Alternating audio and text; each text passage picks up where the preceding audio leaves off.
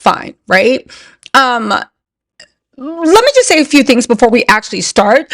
A couple of things that we need to know about this. One, the cross-examination of Chef Mila is where the case actually lives or dies. Defense has already showed us their playbook.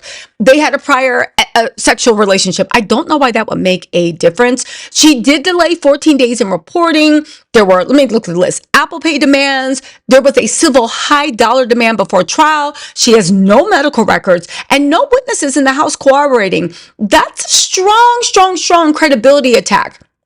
And Massachusetts strangulation cases without physical evidence really do hinge on the accuser's testimony.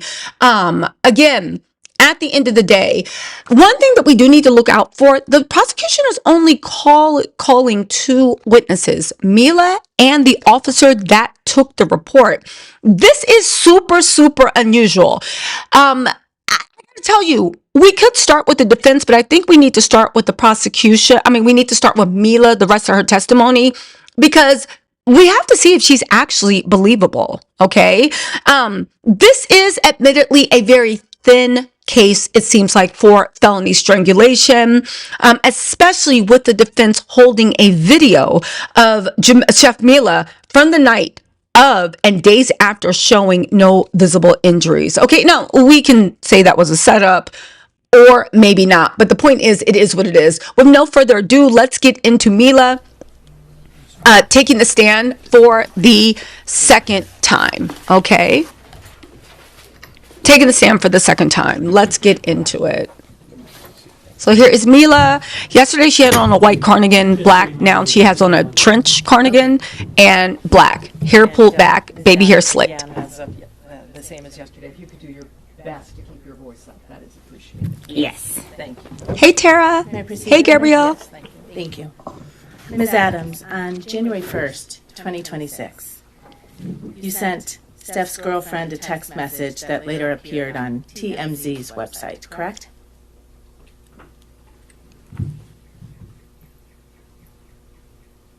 Yes.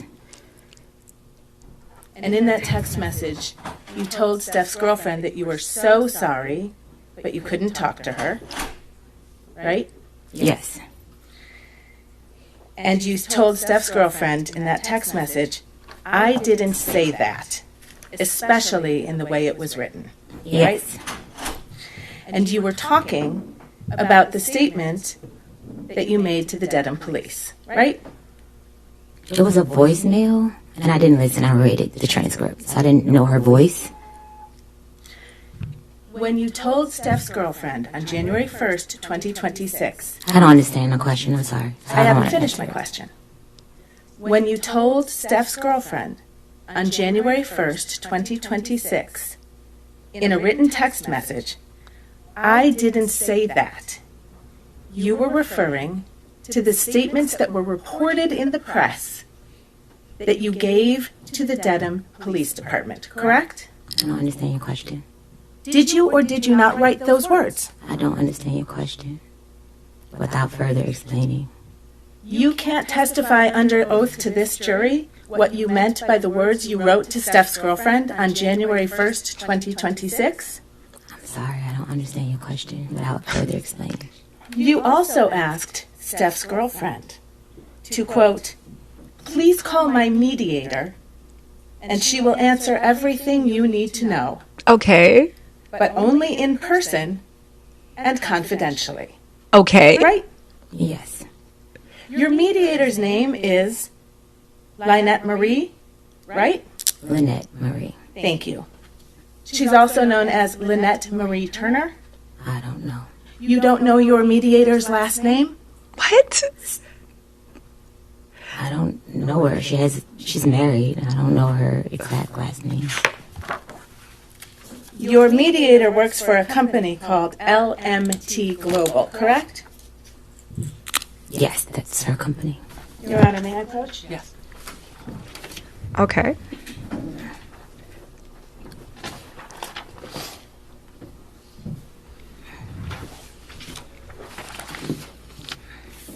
So I'm showing you a really quick, I know that the defense lawyer is coming off as really annoying.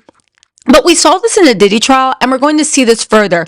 The defense's team is to poke holes at the story. And the defense's job is, if anyone on the jury doesn't like her or doesn't believe her, by asking all these dumb questions, you never know what's going to sway someone's mind. So you give them something to hold on to. Now, we might be like, okay, like, why would somebody know somebody's full married name if it's hyphenated? But someone else that doesn't want to believe her would be like, that's suspicious. So that's what the attorney's doing, and that's why the attorney's being so annoying. Corporate document from the state of Michigan. It is an amended annual report filed by LMT Global Corporation. Can you please read the name of the president of that company? Objection, Your Honor. Sidebar.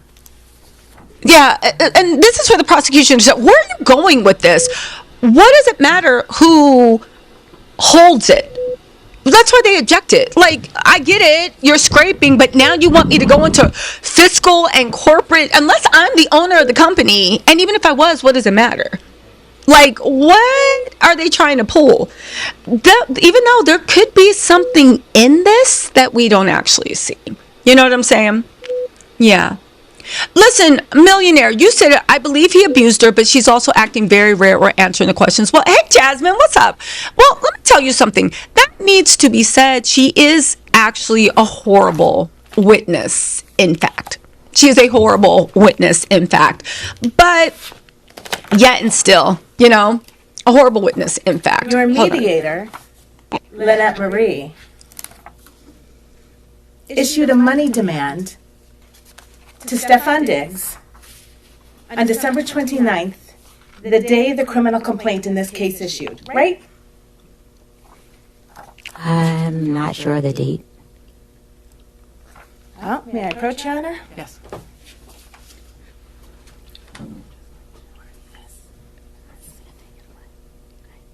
If she recognizes it.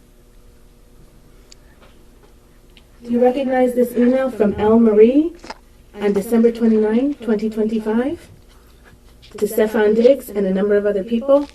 No, I don't recognize it. You've never seen this money demand before? I seen the money demand after I was. That's it. I don't recognize the email. Under oath is that your mediator made a money demand on December 29th for money for you from Mr. Diggs. Money for past The wages. same day the criminal complaint in this case issued, and you didn't see it? I can't answer that question. That's not what she said. I'm sorry? I can't answer that question without explaining further. Can't answer that question under oath. Without explaining.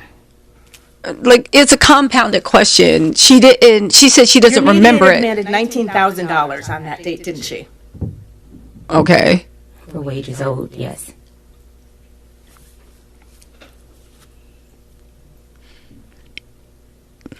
Your Honor, I move to strike that. Overruled. Answer stands.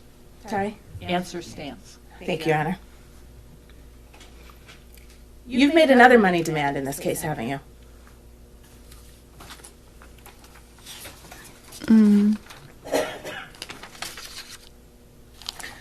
Actually, before we get there, the I didn't get a 19,000. chance to answer the question. Before we get there, Are you withdrawing your yes, question, the counsel? question is withdrawn. Thank you, Your Honor. After the money demand for $19,000 was provided to Stefon Diggs, on February 13th, you issued a public statement, didn't you? Yes. And in that public statement, you said, I have never sought money to settle this matter, right? I haven't.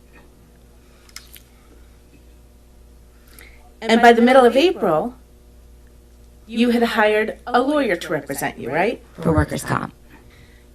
That's a yes or no question, ma'am. Yes, for workers' comp. Your Honor, may the witness be instructed to please answer the questions posed. Witness answered your question. All right. And for workers' comp, the lawyer you hired, is she sitting in this room right now? Yes. And she helped you prepare for your testimony in this case, right? Now, interestingly enough, if you watched yesterday's live, and you should, it was amazing. I just want to say this. Yesterday, Stefon's defense attorney was turning her every which way but loose.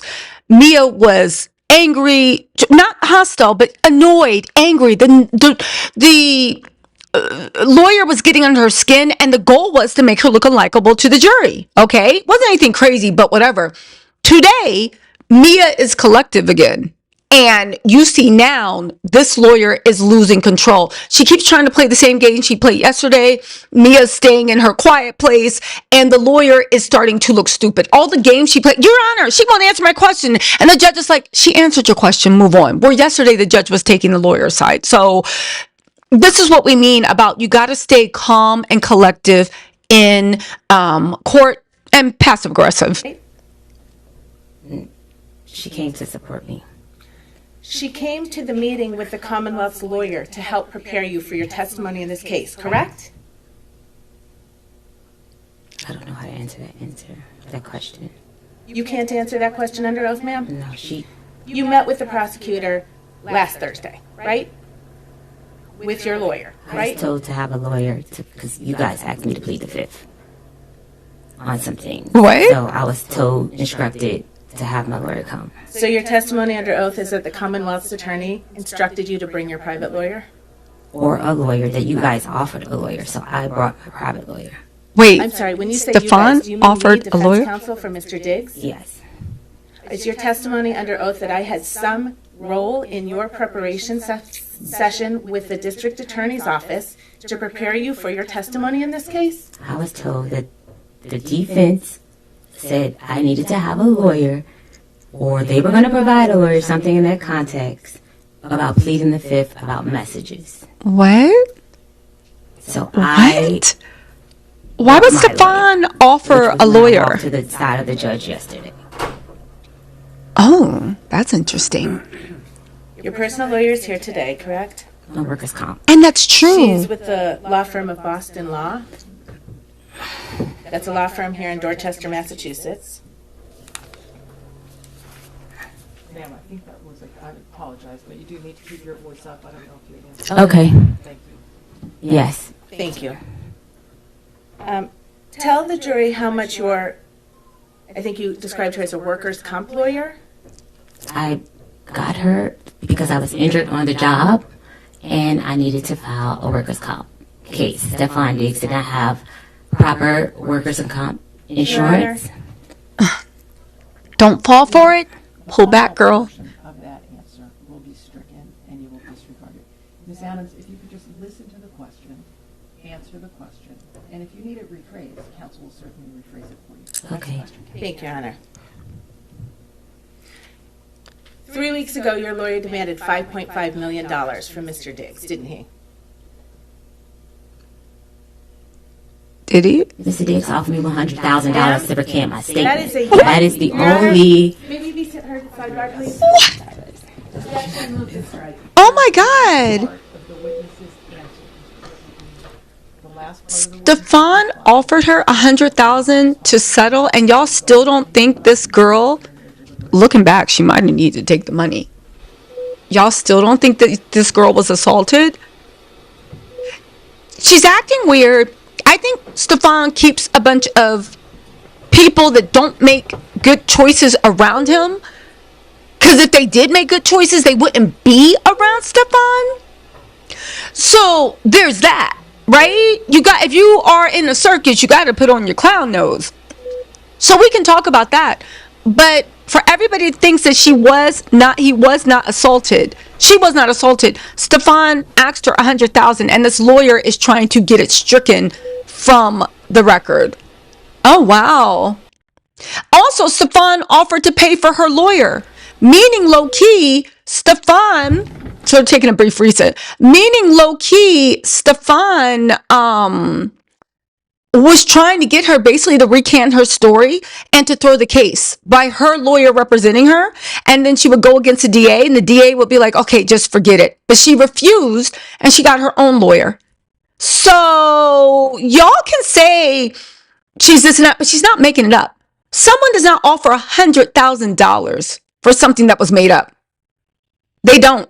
Now, this is a paper-thin case. She does not have any, but I do want to point out as we fast forward, one thing that everybody has to know, when you are strangled, even when somebody passes away, it's like if you have a ponytail holder around your wrist and you take it off your wrist. Yes, it looked like it was turning black and blue, but when you take it off and blood flow goes back, there is no bruise. You have to actually have an autopsy to see if the larynx was crushed. You have to see if there were bones that were crushed, but you're squeezing. You're not hitting. Hitting the force creates a bruise. Sorry, scared my doggy. So it creates a bruise, but squeezing something very tightly very rarely has a bruise. I just want to put that out there. Let's keep going. So they were saying during this time there was almost a mistrial because she got that 100,000. They got that 100,000 thing out. And because the lawyer was arguing that the jury was prejudiced because they should have never heard that Stefon offered to settle. I also do believe that settlement negotiations are confidential. We'll see. So now they're trying to see whether it can be a mistrial. Let's keep going. Here we go. To do so. Your entire testimony may be stricken. Oh, hold on. This is what the judge said to let us know there might be a mistrial. Hold on. You have to hear this.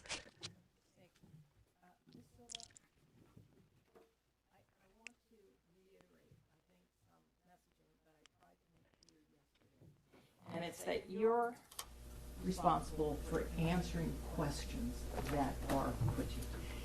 If you don't understand a question, you can say that, and I'm sure counsel will rephrase. If you can't hear a question, tell them that as well. But courtrooms function in, and especially trials, unfold in a question and answer format. This is not an opportunity for you to interject your own narrative and evade responding to questions the court deems appropriate. And if you continue to do so, your entire testimony may be stricken. Am I clear? Yes. Can y'all hear me just fine? Put a 1 in the comments if you guys can hear me. Please. Put a 1 in the comments.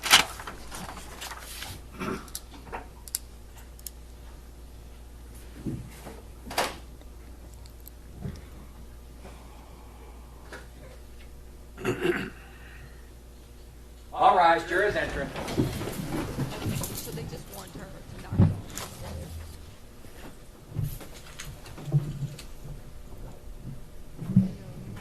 Can you guys hear me? Just wondering if you can hear me.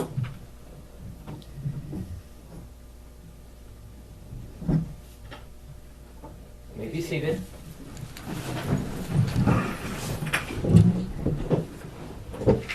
Jurors, at this point, I just want to be clear on one point, all right? And it's the following. You may not consider anything you heard that was stricken from the record. When an answer is stricken from the record, it does not exist.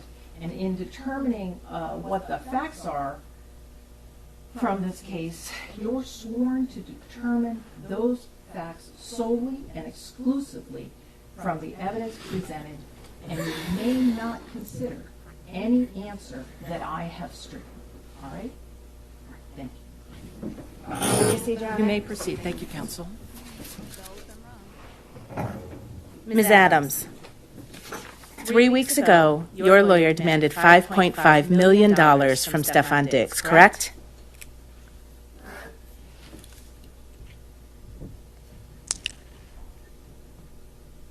That is client lawyer privilege. I cannot speak on that. You believe that your lawyer's communications to Stefon Diggs are covered by your attorney-client privilege, ma'am? I can't answer that question. I don't Yes. know that question. That is You correct. know that someone on your behalf has demanded $5.5 million from Stefon Diggs, don't you? I have a workers' comp claim, and Your Honor? I explore all civil options. Ma'am, Are you able to answer that question? No, I'm Counsel, not. restate the question. This might go to a mistrial. Someone on your behalf has demanded $5.5 million from Stefon Diggs. Do you know that, Miss Adams? No. Sorry, I don't know how to answer the question. What? Girl. I have no further questions, Your Honor. Mila's so happy. She's like, thank God. Can we go back to my money request? Before we direct, may we be heard at sidebar? Of course. Thank you.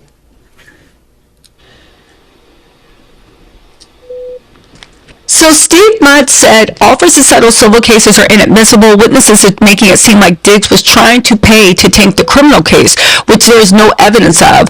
Why is this a big deal? Because he offered her $100,000 after the criminal case got brought up. So you can say, hey, this money is to make me an omelet, but you offer that omelet after I bring a $100,000 omelet after I bring the criminal case. I mean, come on, nobody's slow, and there can be a case made that's why that $100,000 was offered. He was not paying her anything or deciding to do anything until the criminal case. And also, we do not know whether that $100,000 was for the criminal or the civil case, and she doesn't have a civil case. So, yeah. I don't know. Who prepped her for this case, Jasmine? That's a good question. I don't know. That is a good question. That's a good question. Whoever did. But when you prep someone for the case, okay, let's see what else is going on. This judge is like, why? Putting a form in front of you, if you could just take a look at that and Okay. look up, recognize it. Yes. And I may direct the witness's attention. Can you read right here when it says the expected injury? Objection, Your Honor. Okay. Is there anywhere on that form where you do note the forearm and forearm being used to choke you? Objection. Yes. Sidebar. What is going on? That's another thing with cases when it comes to violence. There's so much in cases that are left out, It's like the fact of so much evidence is kept out, and the defense attorneys, their job is to make sure no evidence can come in so you can make the person look as guilty as possible. Girl, I guess. Wendy said someone who is honest doesn't need to be prepped. That is not true. Somebody who is honest, absolutely. That's like saying if you're a good worker, you don't need to be prepped on how to pass a job interview. Someone that's a good worker, you don't need to practice your job interview. You 100% do. You being prepped is being made aware of the way you are presenting, the way you are coming across. Everybody has to be prepped. Do you need to be prepped if somebody's a good person, they don't need to be prepped on how to have a great first date. They absolutely do. What y'all talking about? Can y'all not hear me, or is my mic a little loud? Some of y'all saying y'all can't hear me. The other ones are saying my mic is loud. It can't be both. So which one is it? Which one is it?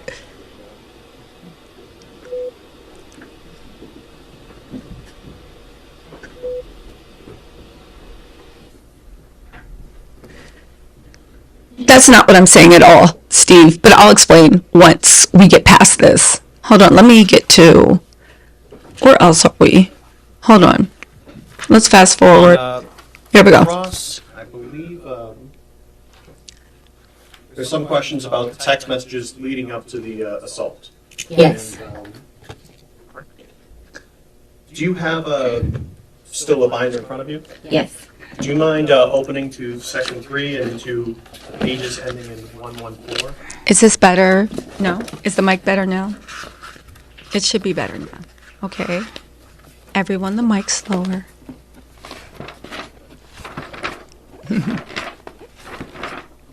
Okay, well this is, I don't know what to do with the mic. This is where we are right now. Let me see if I can turn the gain down. Okay. 1 second. Would you mind reading the text messages from page 114 to 117?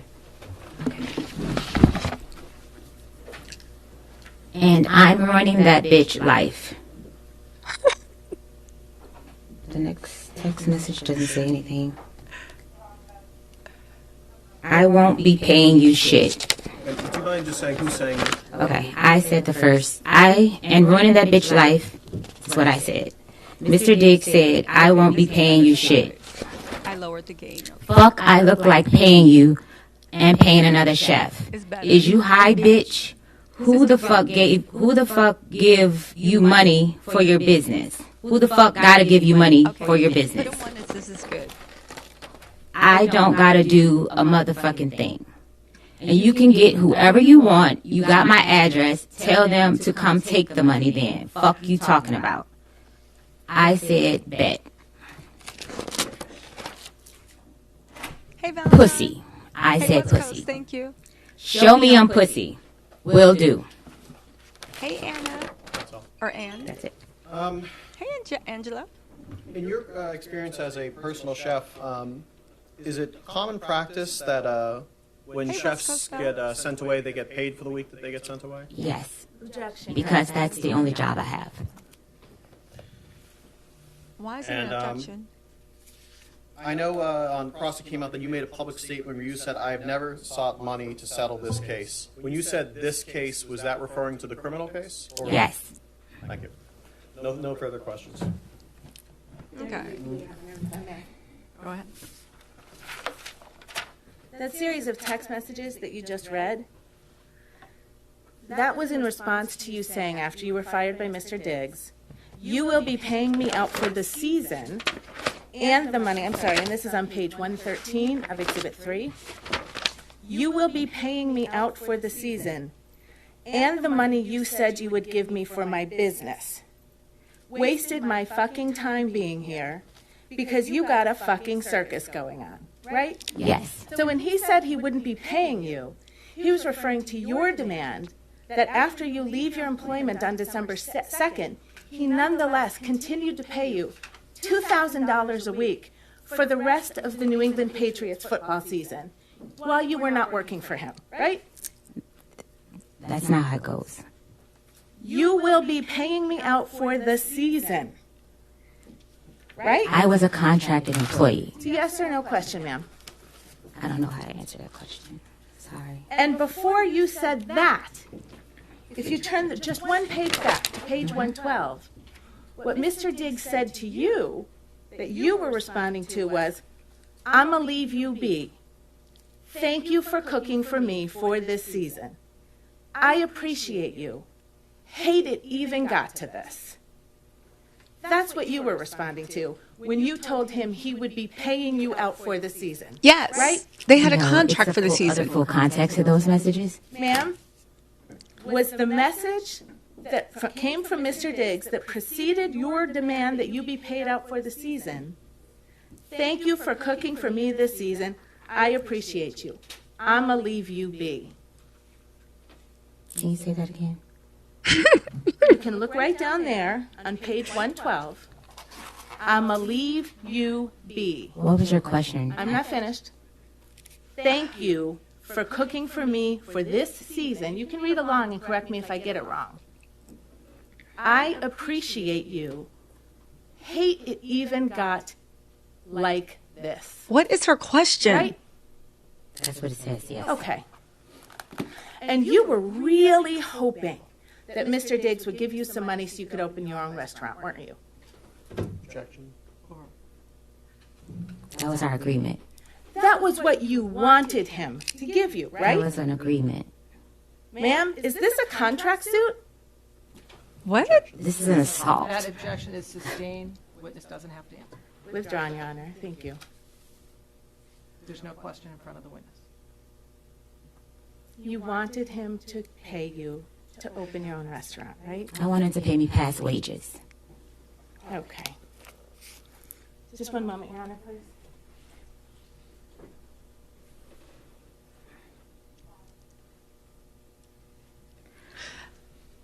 Don't say anything, Mila. She's like, Mila, no. No just, redirect, Your Honor. just sit there. Ma'am, you may step down. Okay, so Mila's apologize. Can I done. tell us? Put a one. How do y'all think her testimony went? Put a one in the comments if you thought she did good.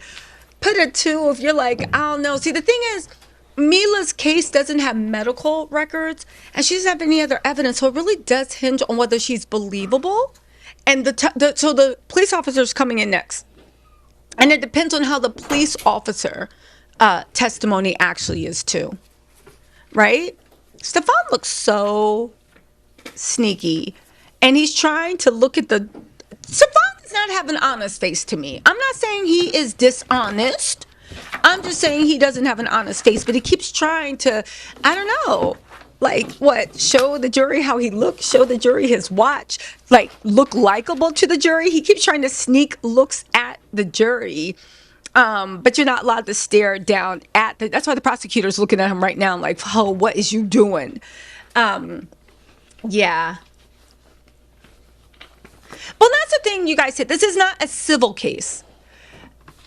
And you have to prove without a reasonable doubt that he assaulted her. Now, let's see what the officer that took the statement has to say. Just watch this step. You're going to remain standing and face the court. Thank you. Sir, please raise your right hand. Do you solemnly swear the testimony you're about to give in this hearing shall be the truth, the whole truth, and nothing but the truth, so help you God? I do. Let me sit stand. Thank you. Thank you. Okay, see? Go right ahead, thank you. Good morning. Good morning. Would you please state your name and spell your last name for the record? Yes, it's Kenneth Ellis, Ellis. And what do you do for a living? Dedham police officer. And how long have you been an officer at the Dedham Police? 18 years. Okay. And what's your rank? Patrolman. And prior to being an officer at Dedham, did you go anywhere else? Were you an officer anywhere else? I was not. So prior to being an officer at Dedham Police, did you go through any sort of special training or academy? I did. I went through a police academy in Randolph. And how long was that? What did you do in the police academy? I was about 25 weeks, I believe. Everything from law, different aspects of the law, criminal law, 25 constitutional weeks. law, motor vehicle. Is that 6 months? We had emergency vehicle operation, firearms, report writing, first aid, things like that. I mean, Turning your attention now I believe he laid his hands on her. December 16th, 2025. Do you recall if you were working that day? I was. And do you know what shift? I was working the day shift, 8 to 4. And were you out on duty, patrol? What were you doing? I was assigned to the front desk. Okay. So when an officer is assigned to the front desk, what are their duties? Basically just any walk-ins. Sometimes we have the business phone rings, the non-emergency line. When you say walk-ins, is that just someone literally Yeah, walking anyone into can the walk. building? It's people, ranging from, oh, may I use the restroom, or, I'd like to make a report, anything. Yeah, anytime someone comes in, we greet them. You can use the police station's And, restroom? during that day, did anyone come in? Yes. Do you know who that person would be? We Mila Adams. And Let's hope when this person came in, you didn't know who that was at the time. No, no. testimony comes out. And she came in. What, if any, observations did you make of her when she came in? She sat down on the bench, and she was crying. All right. And What? did you approach her, or did you wait for her to approach you? How did that? I actually went. Normally, I speak over the phone. There's a phone to talk to the people in the lobby. Like behind glass? Yes, yeah. It's like almost like a smoked glass. But because of her demeanor, I went out to speak to her in person. And did she want to talk to you at first? No, she did not. And why? She asked if there were any female officers working. And what Oh, did you wow. I actually went back to the shift commander's office and I checked the scheduling sheets, and it appeared that there was not one until 4 p.m. that day. say? So what did you do? So I went back and I let her know, and I just told her that, she didn't feel comfortable giving me a statement towards anything, then that's okay. And, if she could come back at 4 o'clock. And then I went back to the desk, I believe, for a bit. And then what happened?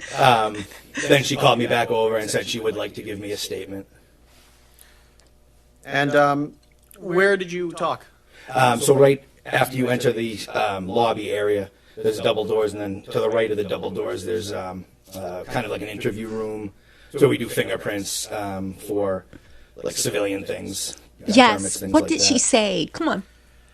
And This is going to be make or break. what did you talk about? So she just wanted to give me a statement without mentioning anyone involved. Oh, no. So what do you mean you didn't want to mention anyone involved? Well, she said, I'd like to tell you something. Sustain. Oh. Now that part is very, very interesting. For everybody saying that Mia was on a cash grab, why would she be on a cash grab and not want to name him directly? It shows that she knew Stefon played for the Patriots. If you've ever been in Boston, you know that's an issue. They treat those players like they are God. Also, Cardi B. Also, the fact that she actually was scared. That's why they objected to that being in, because it shows that you didn't have any malice. Now, for somebody saying she's angry and she wants to ruin Stefon's life, fair enough. Like, if somebody chokehold you and body slammed and talked to you and didn't pay your money, what would you be doing? Kumbaya? Like, that's a natural reaction to when somebody violates you. Like, I don't understand. Y'all been watching too many Mother Teresa movies. Of course you want to But ruin his eventually, life. did you come to learn the identity of the person that she was talking there? Yes. Talking there about? I did. Who was that person? She identified him as Stefon Diggs. That's right, And, Jasmine. How many times did you talk to Miss Adams? Just that time in person, and then I believe there was multiple emails, and then it was probably 2 more times on the phone, maybe 3. Okay. I want to draw your attention to the binder in front of you. Sure. Do you mind looking at that first, flip the page to that first one, that first tab? There's something in front of you. This is what was previously marked as Exhibit 1. Do you recognize what this is? Yes, that was. Those were screenshots of text messages that she forwarded me. So those are the messages that she provided to you, right? Yes. Yeah, that one page, yes. At the conclusion of all your communications with her, what did you do? So that day, you mean, or? Just at the, I guess, end of, would you call this an investigation? I don't know enough the police term. Yeah. So like once Incident? I don't know. at the end of it, which was about 10 days or so, maybe 8, 9, 10 days from the time that she originally reported it, I ended up filing a criminal complaint. Against whom? Mr. Diggs. And for what? Was assault and battery, and strangulation or suffocation. No further questions. Okay. All right, now this is Mila's whole case. Let's hope Officer can do what he needs to do, because this is I'm going to start at the end there. Thank you for being here. Sure. You said you've been a Dedham police officer for 18 years? Yes, sir. You just told us a little bit about the investigation, I think is what the DA just described it as. Is that correct? Yeah, I mean, essentially. Yeah, and so that involved what you just said. You took a statement from Miss Adams, you exchanged emails, you got a couple phone calls from her, and then you got a voicemail from her asking you to go to court, correct? Yes, correct. okay. Okay. So then that's what you did. I did contact a phone number of Mr. Diggs twice, left voicemails, and was not able to speak to him. Okay. That phone number, you don't know that that's his, correct? You didn't speak to anybody. One of them I did use the TLO service to confirm his name. It was a 240 exchange. So I just want to be sure here, Officer Ellis. You called the phone number, correct? Yes. You didn't speak to anybody. No, I did not. You spoke on the phone to Miss Adams, correct? Correct. You spoke in person with Miss Adams on the 16th, right? I believe it was the 16th, yes. Right. You didn't speak to any other people, correct? No. That's the only human being you spoke to. No, there was another attorney I spoke to, but I don't believe from your firm. Okay, so some other attorney. Yes. All right. You didn't get any photographs, right? No, there was none presented. And there was none to take, right? Not from me, no. Right, Absolutely. because when Miss Adams walked in and you observed her, Yep, you didn't see anything on her body that said, I should document that. I did not, no. And your job is to document what's important, right? Correct. And that's why you write a police report. Yes. Okay. So about December 16th, you did write a police report, correct? I did, sir. And that was documenting the conversation that you had with Miss Adams, right? Yes. And you said you've been a police officer for 18 years. I imagine you've written a lot of police reports. I would say so. Okay. And you've spoken to a lot of folks, correct? Yes. And you know that you write that report to record all of the important information that that person has, right? To document it. Correct. And that's what you did in this case, right? To the best of my ability, yes. Yes. And so when you spoke to her on December 16th, Miss Adams told you that there was a dispute over a text message with Mr. Diggs, correct? Yes, the initial disagreement, I suppose. Yeah, and started that the over disagreement text messages. was about money, That's- right? that's what I was That's what told. she said. Yes. She said they were arguing about money over text messages, Correct. right? Correct. Okay. And then he came into her room and this thing happened, correct? That's what she told me. Okay. Okay. And then after that, she left her position, right? That's what, yeah, she said, yep. Meaning her job. Correct. And then she told you she did go back to the house on December 9th to get her things, to get her belongings, correct? Okay. Is that right? That is correct. Okay. And then the next thing she told you was that she, in that interim period, after she left her position, she went to New York City on December 2nd to be with friends, correct? Yes. And when she said that, those were her friends, right? That's what I believed. Right. You didn't think she was going to go see somebody else's friends, correct? No. Yes. And it'd be important to you to know if those were Stefon Diggs' friends, right? I suppose. Wouldn't it be? So, another thing that was important, I think you already talked about, that was Exhibit 1. You got that right in front of you, correct? Yes, sir. All right. And so, Miss Adams had said there was an argument over text about money that ended in a physical altercation, correct? Correct. And you asked her for the text messages, right? I believe she offered them, I believe. Okay. Yeah, but yes. And you took them because Yes. accepting the text messages that led to physical altercation would be important, right? Correct. You want to have that. Right. You want to document that. Right. All right, and so that's what that is. You received those from Miss Adams by email, correct? Yes, I did. And then you documented them, you saved them, and they're sitting right there in front of you right now for trial, correct? Correct. All right. And looking at those text messages, if somebody deleted messages from that before they ever sent it to you, that would be important for you to know, wouldn't it? Yes, it would. If those weren't complete. Correct. You would want to know that. I'd want the whole picture, correct. Yeah. Okay. If I may have one moment, Your Honor. Where are they going with it? Who said this? Detroit Gemini. TC, you don't put a man in jail because you mad at him. No, if you're mad at him because he put his hands on you, yes, you do press charges. What are y'all talking about? Redirect Commonwealth Press. All right, thank you. Thank you. What are y'all talking about? Like, now there's no reason. Like, why do you think victims sue the family? Why do you think victims, the families sue perpetrators? Because they're mad at them. Because they're angry. Because they want them to pay. Y'all are literally tripping right now. Respectfully. Like, yeah, if you mad that someone put their hands on you, you 100% do have the right. Now, you, if you want, can ignore somebody putting their hands on you and being like, oh my God, I don't want to put them in jail. But as for me, baby, I'm going to turn up. I'm turned up if you lay your hands on me. I don't care. I don't care. Like, y'all tripping. Okay, let's see the next defense. Witness.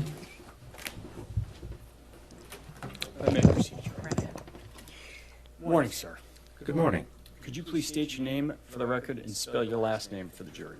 Yes, my name is Michael Perry. Last name P-E. No, Gemini. What do you do for a living, sir?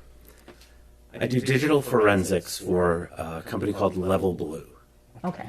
And how long have you worked for that company in that role? Essentially 15 years through a number of acquisitions. Level Blue recently acquired Strauss Friedberg, who I worked for a number of years. All right. So you've been in your position for a number of years, essentially with the same company.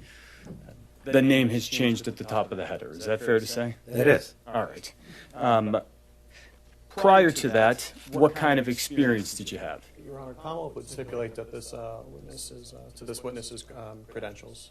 All right, thank you. I'll I'm leave it gonna- to your discretion. Move along, thank you. So just Okay. quickly, prior, what was your experience to working for the company that ended up becoming Level Blue? I worked for Strauss Friedberg. Prior to that, Aon. Then Aon acquired Strauss Friedberg. Strauss Friedberg acquired Elysium Digital. So that was kind of the How is this progression. relevant? I held the same position. Okay. And What? before that, did you work as an investigator of any kind? I did. I worked for the Plymouth County Sheriff's Department as a digital evidence analyst. How long did you do that? It was about 5 years. Okay. So Okay. if my math is correct, you've been analyzing digital evidence for about 20 years then? That's right. And do you have to undergo certain kinds of specialized training on how to do that?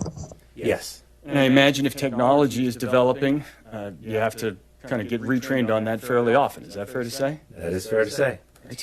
Do you have any experience in dealing with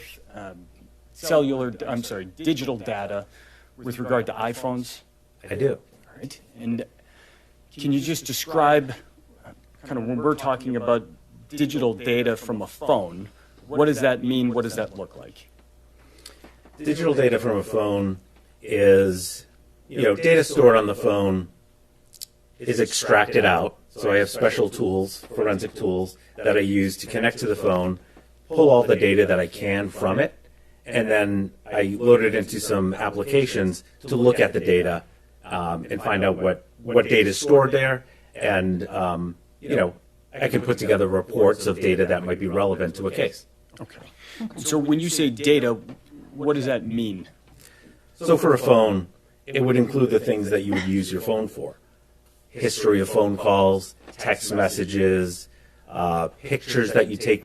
Really quick, thank you for the super chat, Emmy Nash. You said, I think he did it, and I think he's zesty. Not that there's anything wrong with that. Not that there's anything wrong at all. But I don't know, regardless if he's zesty or not, I do think he actually laid hands on her. It is. With the phone, maybe some internet browsing. So when a user does all those things on a phone, is there kind of information recorded inside the phone tracking the user's movements? It can, yeah. Whatever the user does with the phone typically is stored on the phone. Understood. I'm going to ask you to take a look at the binder in front of you, Mr. Ferry. I'm going to ask you to turn to, I believe it's Happy Mark Cinco C. de Mayo, Dread Mega. Okay. You see that front page there, it looks like it says Celebrate at the top right corner, is that correct? That's correct. All right. What are we looking at there in Exhibit 3? This is the first page of a report that I put together after preserving one of two of Mr. Diggs's phones. Okay. So this is the first page of one of those reports. All right. And so the report you're talking about, fair to say that's a number of pages there in Exhibit 3, correct? It is. All right. And that contains data from the phone that you just mentioned from December 2nd. Is that fair to say? Sorry. That's correct. I'm going to ask that you turn the page in Exhibit 3 to, there's a little number on the bottom right corner that says 113 on the right. It ends 113, I should say.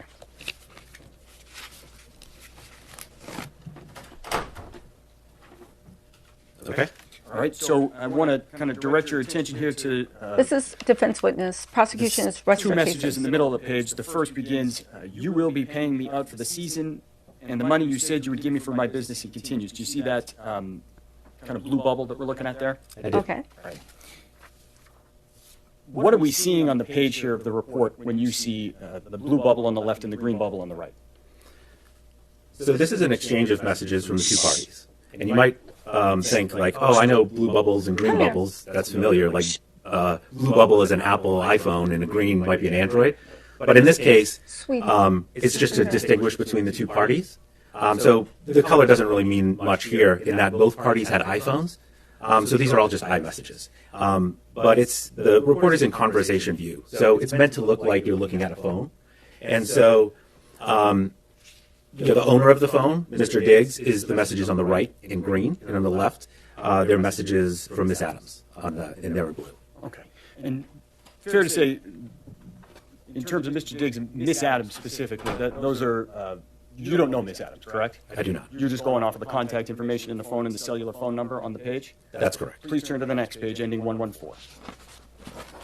So, looking at this box on the top left corner of the box on the left, that page has a bubble that says, "In ruining that bitch life." Is that fair to say? Yes. All right.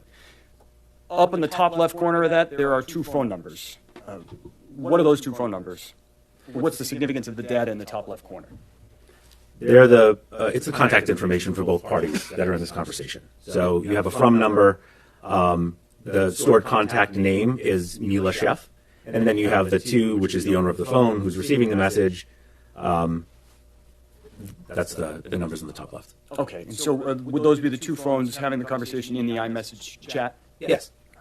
Kind of going down to the middle of the page, it indicates there's a time there that says 12/2/2025, 5:35:01 p.m. UTC plus 0. Can you explain what that means? Yes, that's the time stamp when the message was read. And UTC is it's a universal time coordinated, which just means universal time, which is the time basically in London at the time. And it's kind of like a standard to base timestamps off of, where at the time of this message in December of 2025, we're not in daylight savings time, so our time zone is -5. So Eastern is -5 from that UTC time. All right, so the UTC plus 0, you would need to subtract 5 to get to Eastern Standard? That's correct. All right, and so looking down at the bottom here of that same message, in the bottom right corner, it says 12/2/2025, 5:34, 43 seconds p.m. UTC plus 0. What's that? That's the time the message was delivered to the phone.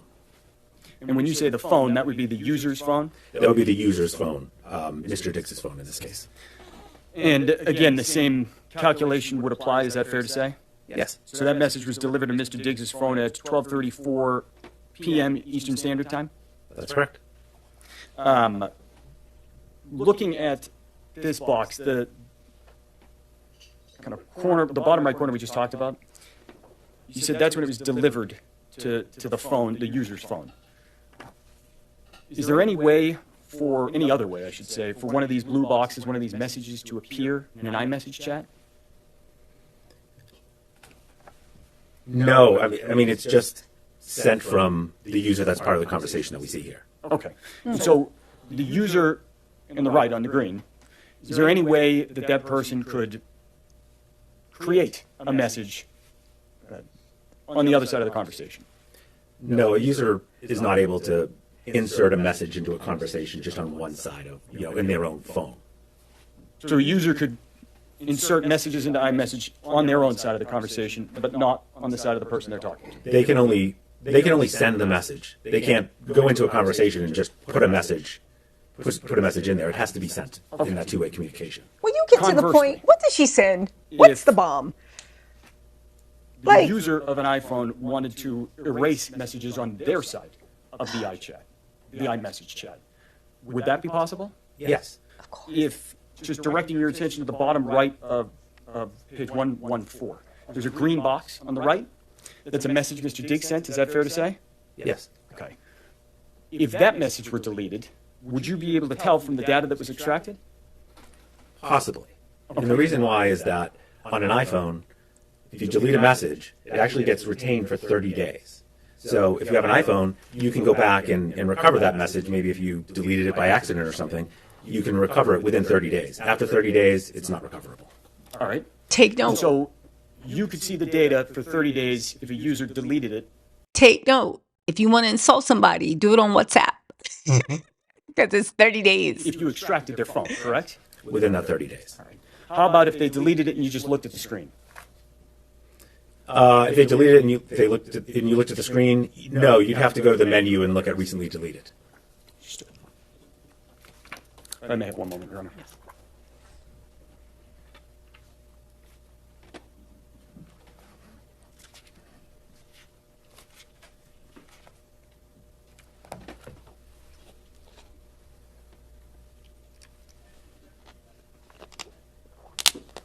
Just a few more questions, Judge. Apologies. Please, come I'm on. going to ask you, Mr. Perry, to turn to Exhibit 4.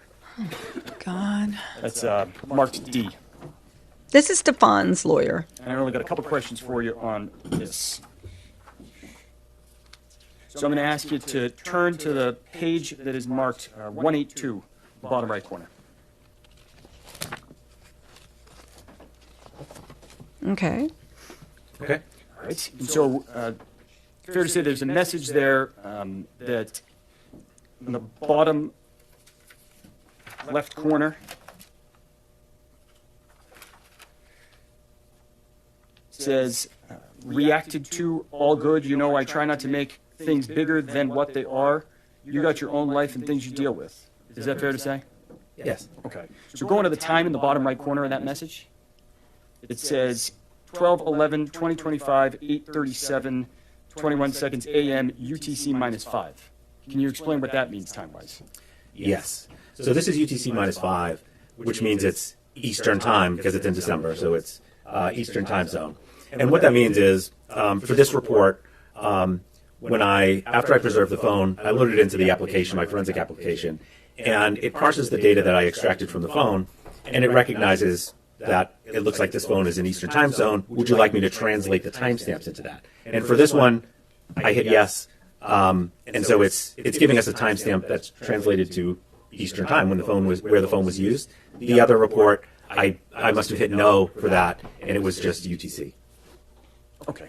So, Exhibit 3, there is no conversion in the actual report, and Exhibit 4 there is for the time. Is that correct? That's correct. I don't have any other questions. Thank you, Your Honor. Okay, I'm confused. What was the point of this? Good morning. Good morning. For the Exhibit 3, this extraction, when did you perform this extraction? This extraction was April 13th, I believe it was. I hear you, When Rhonda. did you perform that extraction? I believe that was the next day. So is that these text messages? Thank you, were beautiful sent in beginning. December. December 2025. So the extraction report you did in April was beyond the 30 days, right? That's correct. So if someone had deleted messages from this, you wouldn't be able to tell. Not from looking at this phone, no. Nothing further. Anything further? So he just said a whole bunch of Thank you, nothing. Your Honor.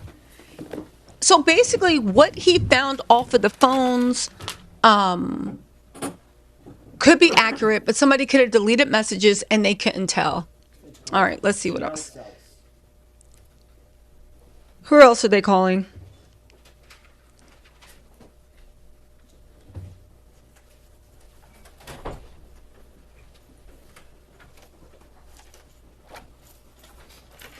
Watch your step. You're going to remain standing in case of...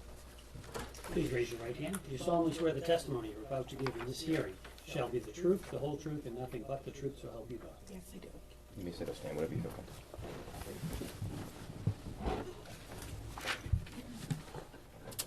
Morning, ma'am. Good morning. Could you please state your name for the record and spell your last name? Janelle Sales, Sales. Okay, who's this? Where are you from? Maryland. What do you do for a living, Miss Salas? I am the Chief of Staff to Mr. Diggs. You say Mr. Diggs, is that Stefon Diggs? Correct. How long have you been Mr. Diggs' chief of staff? Since July 2023. Are What you your sleeping with responsibilities? What do you him? do Because day to everybody day else as seems his to chief be. of staff? I manage all the moving parts. It also varies between during the season or off season. Okay. Calendar management, vendor management, and I'm pretty much the liaison between his marketing and talent agency. If I need to speak to finance, anything that comes up with his agent, anything personal, family related. Sounds like quite a bit there. Okay. You said it varies by whether it's in the off season or the season. What does that mean? So during the season, the calendar is pretty much structured for about 20 weeks, depending how long it goes, from camp all the way until the end of the season. So there's a strict schedule, day to day, pretty much from 7 to 6 p.m. And then off season, it varies between training, traveling, and other business commitments. Okay. And so you've been saying season and off season. Fair to say Mr. Diggs is a professional football player? Correct. And so that would be the football season? Correct.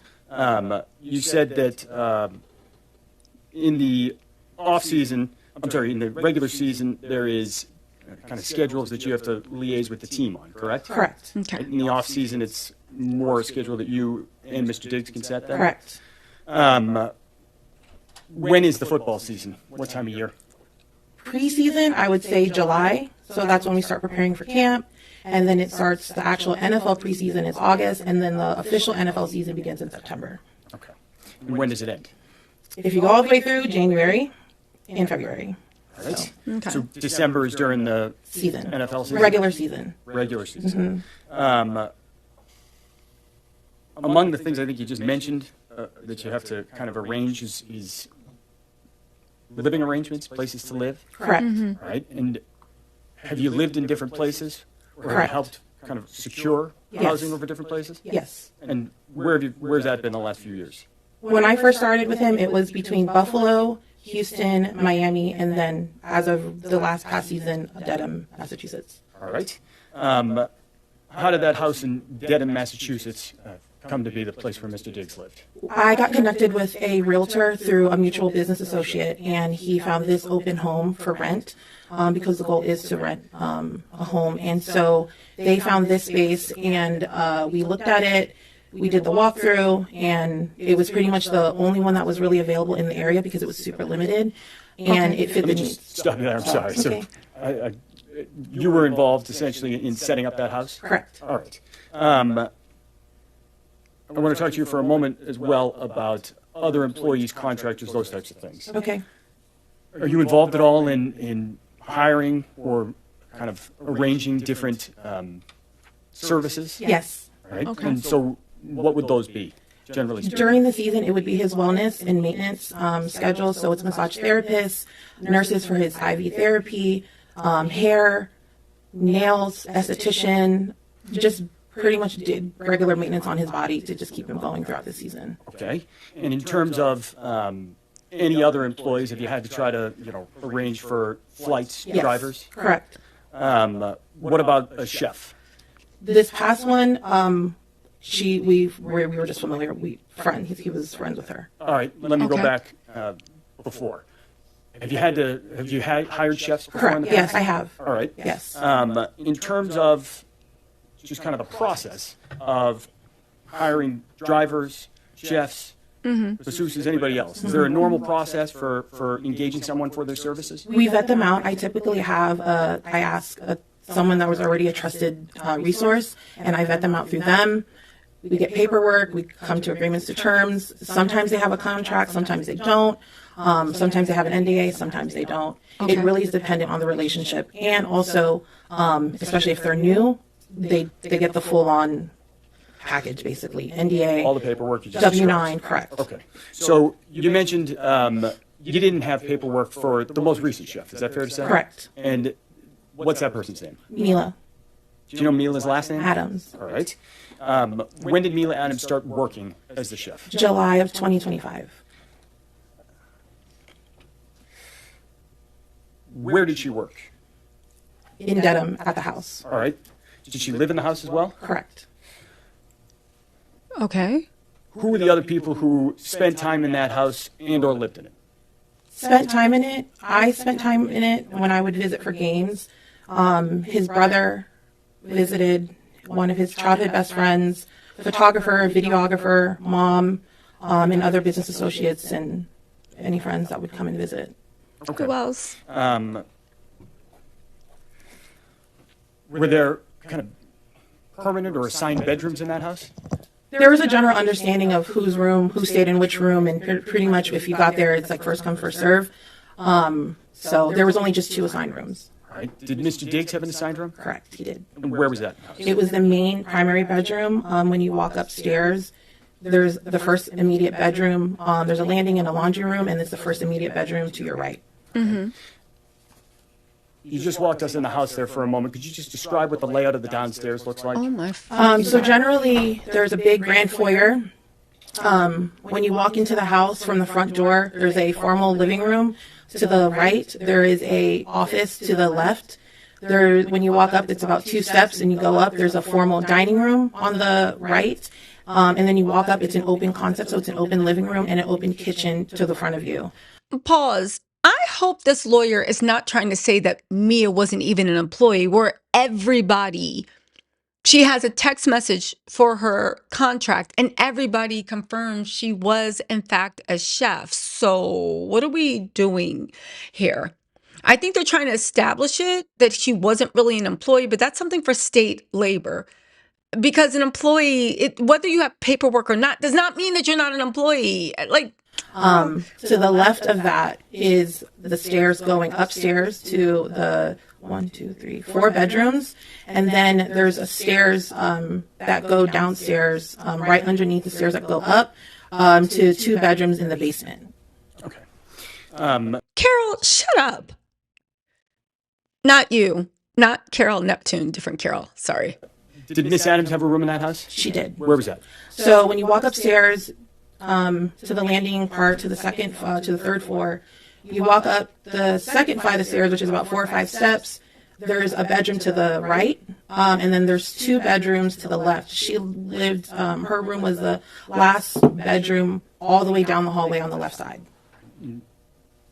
I think you just described that this was an open set. Yes, it's open. So it basically looked like there was a bridge, like a U bridge from the upstairs looking down, because the middle of the house, you can look down and you can see everything. Okay. And you can look up and you can see the hallways of both going into all 3 bedrooms. Understood. So, different people at the house, did you have a key? I had a key to the front door. Okay. Really quick, because I don't know where he's going, just to let you guys know, with them trying to establish whether she's an employee or not, to establish whether somebody's an employee or not, it's not just whether you have an employment contract. There's a whole list of the Department of Labor, because believe it or not, your job boss also paid taxes on you, right? So when you get your paycheck for $1,000, your job is probably already paid $250 in taxes, and then you got to pay $250 in taxes, okay? The whole point of the matter is lots of jobs try to be like, oh, they're not an employee, they're just a free contractor, because they give you the money, the job gets a tax write-off, and then you're responsible for all of the taxes. So what they do is they establish a checklist. The number one thing to see whether you're an employee or not is whether you are supervised in how you perform your job. When you have an independent contractor, you have minimal supervision. There is a job and a goal, but you can choose how to complete that. You can make your own hours. You can do this and that. She was 100% an employee because she lived in the house and she had to have food and all that other stuff done according to specifically what Stefon wanted. So when you go through the checklist that every state board has of whether somebody is an employee or a contractor, she would be classified as an employee. So all the stuff he's talking, I don't know where he's going, because her job description is that of an employee-employer relationship. Are there any other security systems set up at the house other than just locks? The garage, and then doors for like her bedroom and his bedroom. Okay. And that is that. And his closets. All right. Any other measures on the house? Garage door. I know there was a ring camera system, an alarm system, but other than that, nothing out of the ordinary. Got it. So I want to direct your attention to December 2nd, 2025. Okay. Were you working that day? Yes. Where were you? I was at the house. It was the day after the Monday night football game, and I had a hair appointment because we were getting ready to leave for a trip. Where were you going? Miami, Florida. Who was going to Miami, Florida? Miami trip Everyone was but Mia. consisted of Mr. Diggs, myself, his brother, his childhood best friend, and another close friend of his. Who had made the arrangements to get that group of people to Miami? Me. Okay. When did you start making those arrangements? The week prior, once we figured out the logistics. I typically try to do things a few days prior just because of the requirements that some of the travel vendors need from us, and because it's such a busy week, so I try to book as soon as possible. All right. What was going on in Miami? He had Art Basel, which is an art festival, art fair, and he was showcasing his, he was debuting his furniture line. So Mr. Diggs has a furniture line? Correct. That week, was he not working? Was he missing a game? What was happening? So Monday night, he had the Monday night football game, and it was going into his bye week. What's a bye week? Bye week is pretty much the 1 week that the NFL gives to players where they're pretty much off. They just have to report back on the scheduled day that it's typically like 4 or 5 days off, no meetings. They can go on vacation. They come back that Monday. All right. Regular schedule programming. And the plan was to go to the Art Basel, is that what it's Correct. called? Correct, yes. In Miami during the bye week? Yes. Anything else going on in Miami? We were also celebrating his birthday, What day is his birthday? November 29th. Right. So his birthday had already come and gone, correct? Yes. All right. And was there a birthday party that week? There were at his house or in Miami? In Miami, I mean. In Miami, correct, there was. You mentioned that there was a game the night before. What time's the Monday night game start? If you know? 8 o'clock. 8 o'clock p.m.? So you know when it ends? Probably midnight, and we probably didn't get out of there until like 2 a.m., Got it. maybe 1 a.m., 2 a.m. So that morning you said you were getting a hair appointment? Mm-hmm. Where was that? It was at the Dry Bar in Chestnut Hill, and my appointment was at 10 a.m. How did you get there? I drove. Do you have a car? No, Whose car did you drive? I drove Mr. Diggs' car. Got it. And how long did that take you to get to the hair appointment, if you remember? About 30, 35 minutes because of traffic and the weather. You mentioned that there was a Ring video system. I'm going to ask you to take a look at a video that is on Exhibit 11.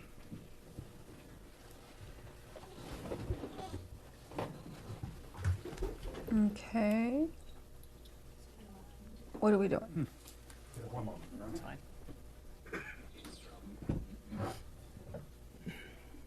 What are we doing?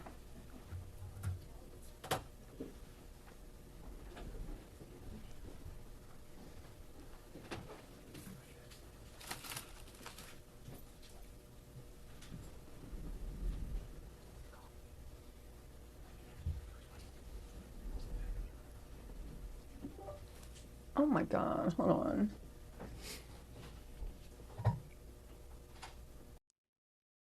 Okay, here we go. Here's the Ring camera. Yes, if we could play that. Okay, she left. For the record, that's a video ending in the number 602. Do you recognize what we just saw there? Yes, that's Mr. Diggs' Maybach. Okay. And what's happening? That He left for work. Where were you? I was. I do want to point out that as you listen to this woman, know that she is Stefon Diggs' not personal assistant, but household manager, day to day. I don't know. She does something like that. Or maybe she is an assistant. The whole point of the matter is her whole livelihood depends on not just pushing his narrative, but also making sure her boss stays out of jail so she can have a job. That's her whole livelihood. On top of that, would you hire a personal assistant just snitched on their last boss? Don't matter. You just don't want it. So as you listen to this, just keep that in mind. In the car, probably waiting to leave and warming up the car to go. Okay. And you weren't in that car that we just saw drive out. I was in correct? his Porsche. I'm happy to continue, Judge, but we have a while further, so it might make No, sense. that's fine. Why don't we take, Jared, why don't we take the morning recess? I think there should even be some coffee back there for you for a moment, all right? All right. Even the judge is tired. The judge is like, okay, like here's the thing with the defense. I know Detroit Gemini was like, Tisa, what proof do you have that he didn't do it? That he did it? What proof do you have he didn't do it? Because right now, these defense witnesses are not hitting the way they should be. Someone's employee saying my boss didn't do it. Yeah, I don't consider them credible. I don't. And even this evidence, oh, she might have deleted phone messages. She might not have. I mean, defense is not wowing at all. Let's get this back into this. Who else? This is a defense witness. Let's keep going into it. Ending in 610. I'm ask you to watch that, Ms. Salas. So if we can replay that, get a look at Ms. Salas. Lastly, before she starts, I do want to point out when people are saying no marks on her the next day. Do you guys, has anybody ever fallen asleep with a ponytail holder on their wrist? And then when you wake up, it looks like your circulation's cut off and it looks like blue or whatever. But then when you take it off an hour later, your wrist is fine. Look at the stats on domestic violence. This is not about Stefon. This isn't about Chef Mila. When somebody is strangled, unless it's with a cord or something, but when it's with your hands, it's pressure. In order for a bruise to develop, there must be force. There needs to be impact. And from that impact, your body swells to protect so that impact can be. Strangulation is pressure. It's a lot of pressure. That's why even when people are strangled, maybe there might be a thumbnail, but often not. It's just squeezing. You don't need that much pressure to crush somebody's larynx. You don't need that much pressure to snap the bones in someone's neck. That's why when people are usually strangled, it needs to go to the autopsy because there's no outside marks, and the internal autopsy shows bruising and it shows broken bones. It's not me. This is not up for debate. Please go look at the figures. Okay? So when y'all saying there's no bruising the next day, bruising for what? Less than 40% of strangulation cases have any marks. And out of that 40%, about 70 of them do not have marks deep enough to actually photograph because it's nothing but redness. Anyway, let's keep going. If we could pause it right there real quick. All right, so do you recognize what that video depicts? Yes. What's that? It's the Porsche leaving the house. Who's driving Me. that? That's you Bye, leaving the Cat's house? Eye? Yes. All right. And if I could direct your attention here, the time on the exhibit is 9:26 Eastern Standard Time on December 2nd, 2025. Correct. Does that sound about right for when you left the house that morning? Yes, because my appointment was at 10 a.m. Okay.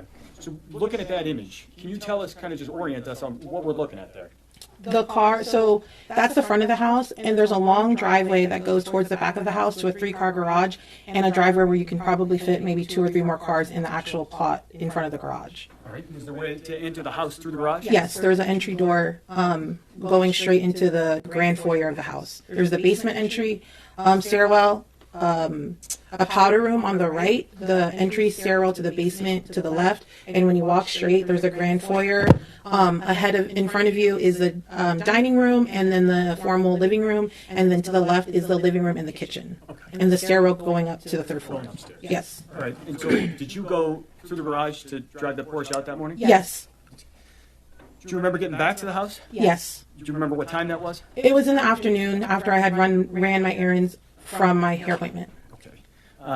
What I would ask is if Miss Silva could play a video with the last 3 numbers, 637, off of that same exhibit, Exhibit 11.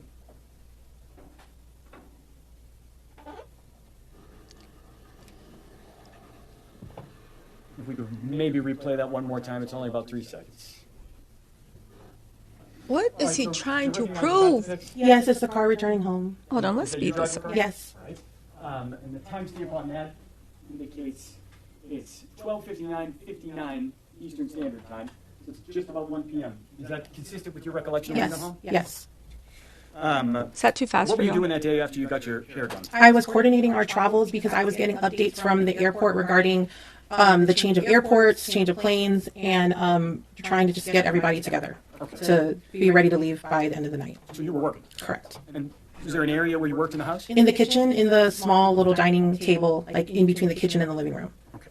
I'm going to ask Ms. Silva to play one more video for us. That's going to be 183725 on Exhibit 11.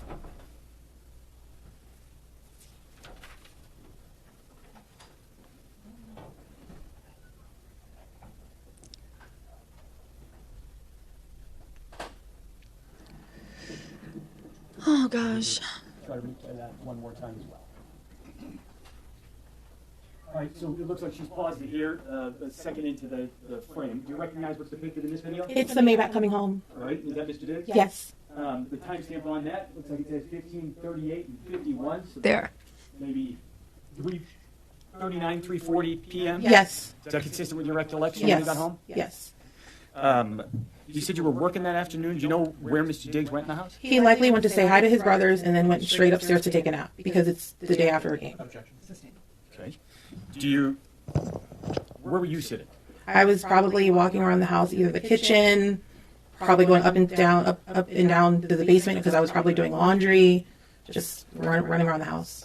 Sustained, that response is stricken on the record. Jurors will disregard. Thank you. Do your job, You prosecutors. mentioned that you remembered doing something with flights and getting to the airport. Correct. Okay. What is that? What do you mean? So, because one of the airports that we usually travel frequently at, the Norwood Airport, there's limitations on the planes, and especially if the weather is bad, they typically recommend that we fly into another airport, which was Bedford. Bedford, Massachusetts? Correct. Is that to say the weather was not great? Correct. December 2nd? Correct. That day, when you were making these phone calls, sending emails, doing whatever work you're doing to coordinate, you said you were downstairs? Did you see anybody else walking around downstairs during that afternoon? Mila was there, his brother was there, and his childhood best friend, and another friend was also arriving in, who had flown in to go to Miami with us. Okay. You said Mila was there. Did you see her that afternoon? Yes. What did she look like? She looked like she was going to work out. Hey, Vina person, thank you for the super chat. She had workout clothes on. She complimented on my hair. Just regular, just walking around the kitchen, probably around the house. Nothing out of the usual. Okay. That afternoon, did you, is that the only time you saw Miss Adams? You see her again as the day went on? In the evening, closer to the evening. So after dark? Yes, it was because it was getting dark at like 3 o'clock at that time. So by like 3:30, 4 o'clock, maybe closer to 4:30, it was like dark. Okay. So sometime after that, you think you saw Miss Adams? Yes, because I was sitting in the kitchen and she had asked me if I purchased her flight. The flight, was that a flight to Atlanta? Correct. And when you spoke to her that afternoon in the kitchen, did you observe anything on her face? No. Anything on her neck? No. Did you see any redness or swelling? No. Was she crying at all? No. What was she doing? She was walking around looking for a piece of a paper and a pen to write a card, I guess write a note to him for his birthday gift. When you say to him, is that to Mr. Diggs? Correct. That's that November 29th birthday you just referenced? Yes. That afternoon, was there anything on Mr. Diggs' schedule? He had ozone therapy and a massage. So is that a nurse who comes and does fluids? Yes. And a massage, you said? He has a massage therapist. What time were those appointments? I believe I told them both to come at 5. Do you remember if those individuals actually appeared at the house? Yes. Did they? I believe so. That afternoon, you said you purchased a flight for Mila Adams to Atlanta? Yes. Did you arrange to get her to the airport? Yes. What time did that happen? Probably in the 7 o'clock hour because you have to be there an hour My before next checking chapter, in I your won't. bag, and it took about 45 minutes to get to the airport. So I'm going probably red. between 7 to 7:30. You think about 7:30? Yeah. Okay. And so, did she leave the house at around 7:30? She should have left around before 7:30 to get to the airport on time if she was checking in a bag. And What? you saw her prior to that, Yes. correct? Yes. So is it the encounter you had in the kitchen Yes. with the pen and the card, I think you mentioned? Yeah, she was running to go to his room to put it on, I guess, his gifts that she was giving him. Did you end up speaking to Mr. Diggs later that evening? Yes. And did you see any of those, the card or the presents? That you Yes, there were 2 boxes on his bed from Chanel. One he had opened up and he put on after his massage, and we were getting ready to leave. I told him, we got to pack, we got to go, we got to make this flight. He put the beanie on. There was another box that was unopened, and then there was a green Post-it with whatever note she had on it telling for his birthday. All right. Prior to, speaking of Mr. Diggs, prior to arranging for Yes. Miss Adams' Uber, did you hear anything that afternoon? No, Any screams? no, Slam doors? no, Anything out of the ordinary? no. Do you know if Miss Adams cooked dinner that night? It was like a hot dog. It was like and there was like mustard on it, but it was like left on the counter and it was like dried up. And then in the room, it was like dried up. So there was like. So, Vina Pearson, you said Stefon is definitely a YN. Thank you for the super chat. I agree with that. She told an interesting thing, which I don't know why they didn't object. He said, what time did she leave the house? And she said, well, she wanted to check back. She should have left by this time. No, you don't actually know. One thing in her testimony that strikes out is you don't really have a recollection of that day. The only thing you remember is the hot dog that was dried up. So she didn't cook dinner. Let's see what the relevance is. Like 2 that were made. Let me back you up on that. Do you know if she did cook dinner that night? She did. Where did she do that? In the kitchen. And what time did you see that? I just remember the food being like prepared already. And you mentioned it was a hot dog or something like Yeah, that? I was like a hot dog, or like, like Auntie Anne's when they have like the pretzel dogs. It kind of looked like that, but it just looked dried up. Okay. Girl, I'm keeping my opinion to myself. Auntie Anne's hot That dogs night, take a Did you all while. leave from Miami? Yes. Then they have one moment. Keep in mind, I will say this once and I said it again. One, Stefon has a circus. So if you are part of the circus, you already don't add up 1 + 1 = 2. But also to the point of why did she leave the thing? I just want to put this out there. There is fight, there's flight, and there's fawn. You guys, I know a lot of people aren't educated on domestic abuse. And this is not me saying it. This is the facts. Go argue with the experts that studied this. It's fight, it's flight, or it's fawn. Most of the time, the reason women don't leave is because they go into a fawn response. Meaning, if I make him happy, I can control this. Part of fawning is thinking that you played a role in someone hitting you. I'm not talking about an individual. I'm saying when somebody chooses to hit you, they hit you because they want to. They can curse you out. They can leave the room. They can be like, oh, you make me so mad. But they choose to hit you. The fawn response is thinking something happened.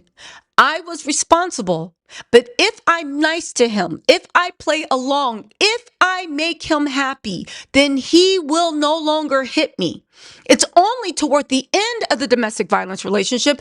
And I'm just saying this is the stats on domestic violence. By the 7th time somebody is hit, they are ready to attempt to leave. I say attempt to leave because there will be multiple attempts to leave before they completely cut that person out. It is what it is.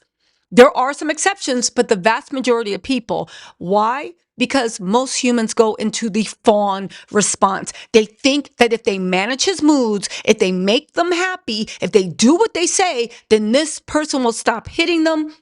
And it's only to the end when they finally realize there is nothing I can do to stop this person from hitting me. They do it because they want to.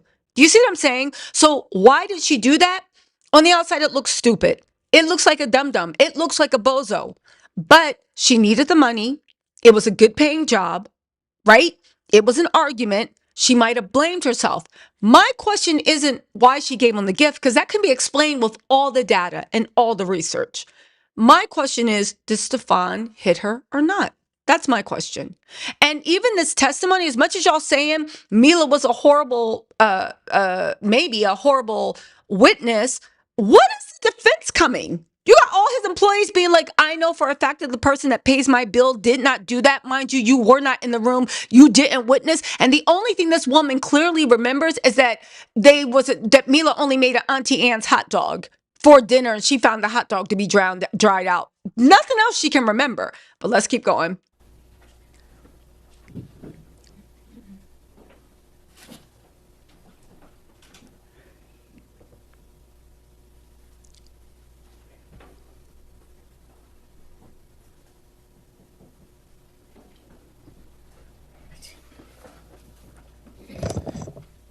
I just want to recap on one issue. Okay. I think you Just want to point out before she keeps going, when I say she bought him a gift, she did not leave the house after being abused and went to Chanel. She'd already bought the gift, right? She wanted the rest of her contract. You can be abused and still be calculating. I don't understand what this thing is. If somebody is an abuse victim, you have to be the perfect victim. She was like, wait, this ninja's tripping. I'm planning on quitting anyway, but he better pay me my contract and also that restaurant. Now you can say, oh, well, you wanted other stuff, so you don't deserve to be compensated. But the goal isn't what somebody did after it happened. To me, and this is the criminal part, did you do it? Did you do it? She said Ms. Adams complimented your hair. Did she tell you anything else? No. She was like, oh, your hair's getting long. It looks good. I was like, thank you. Okay. Did she tell you she was assaulted, No. strangled? No. You're the chief of staff? Correct.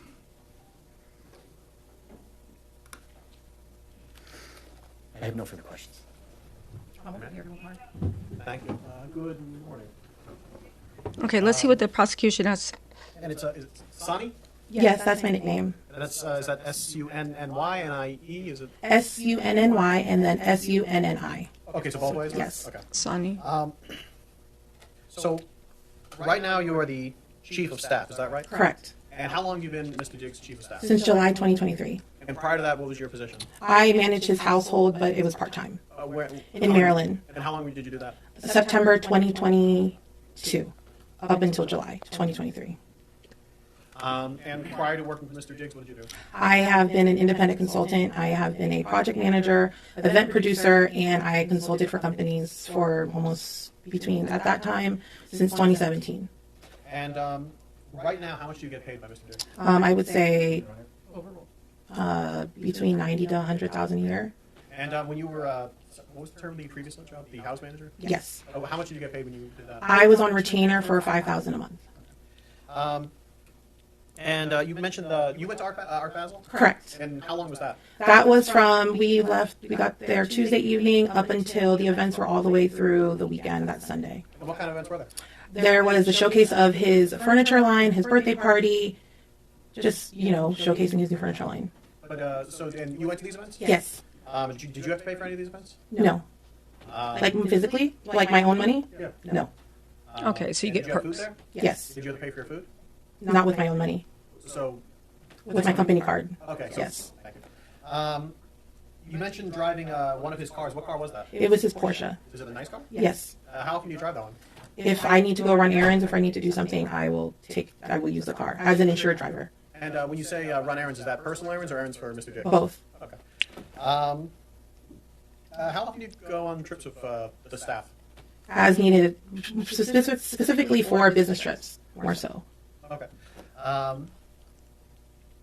On December 2nd, you were at least at some point in the house, right? Correct. And you saw Ms. Adams? Yes. So she was there in the house? Yes. And you saw Mr. Jiggs? Yes. So he was there in the house? Yes. Did you, was there any time that day where were you following Mr. Jiggs the whole time? No. Were you following Ms. Adams the whole time? No. So there was a time when both of them were outside of your range of being able to see? Yes. Had you been to Ms. Adams' room before? Not all the way inside, but I knew which room she was in. So you had not been inside that room before? Not when she occupied it, but when we did the walkthrough, I was. Okay, so when you were first looking at the house? Yes. But that day you were not in that room? No. Okay, so whatever could have happened in that room, you were unaware of anything that could have happened in that room? Correct. Your Honor. Sustained in that form.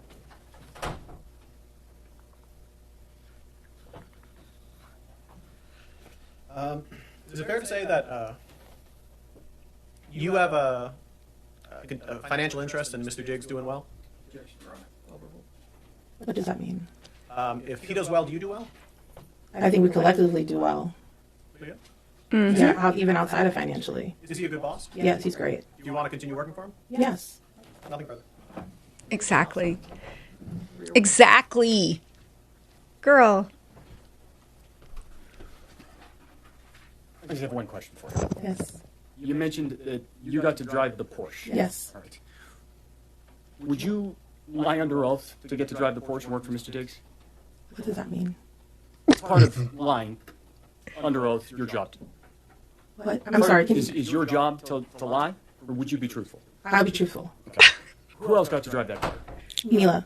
And anyone around the house, if they needed to use the car, they would drive it. Did you see Mila drive that car? I've seen her drive the car before. I don't have any other questions.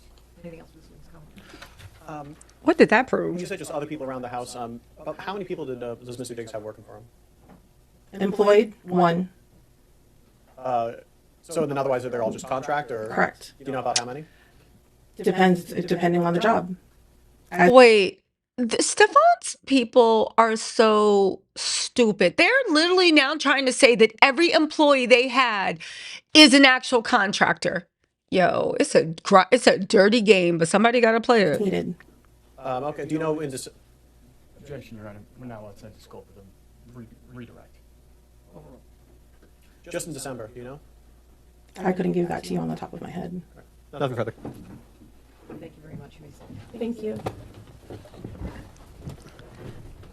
So now the only real employee is her, even though he got a whole staff. Calls, Okay. Mr. Cardi.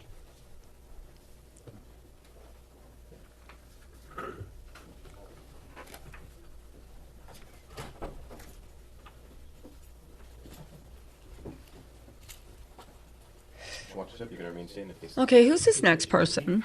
You solemnly swear the testimony you're about to give in this hearing shall be the truth, the whole truth, and nothing but the truth, so help you God. Yes. You may sit or stand. Good morning, ma'am. Could you please state your name for the record and spell your last name for the jury? My name is Juliana Stratoti, Stratoti. Are you from Massachusetts? Yes. What do you do for work? I'm a registered nurse. Right. Where do you work? Full-time I work at Mass General Hospital, and then I have a side, a per diem job at the Drip Bar. What is the drip bar? Drip Bar is a wellness and hydration service. It's a franchise, but we have a location in Foxborough. Okay. So, what do you do as a nurse for the drip bar? Provide like wellness services, hydration, like extra therapy for people that you don't get prescribed, like at a hospital or through your primary care physician. Does some of that involve making house calls? Yes.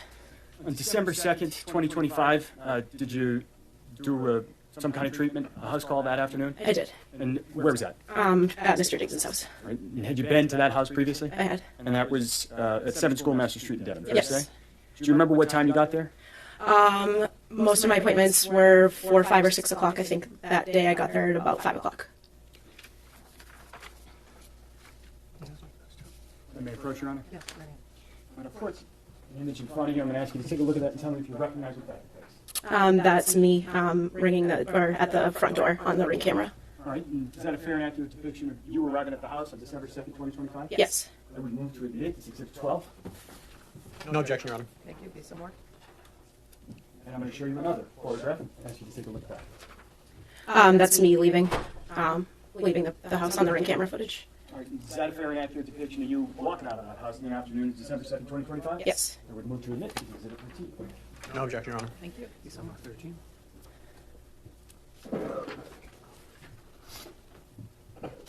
I'm going to put Exhibit 12 back in front of you and ask you, there's a timestamp in the bottom right corner. Your Honor, may we be seated sidebar? Yes, of course. Yes. What is the relevance of? Okay, so I think they're trying to say that it couldn't have happened. He couldn't have choked her and slapped her in 2 hours, which is ludicrous. There was 100% time for Stefon to do anything and everything. Like, it only takes a second. Like,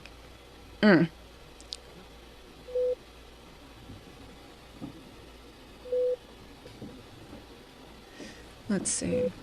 That was a couple. And According to the ring camera footage, it was. Let me ask you this. Do you remember when you left the house? I don't remember exactly the time, but all of my appointments were roughly 45 minutes to an hour long. All right. And so on December 2nd, 2025, do you think, how long do you think you were in the house? Probably about an hour. In the house, when you were doing the treatment, where did it actually occur physically inside the house? In the living room.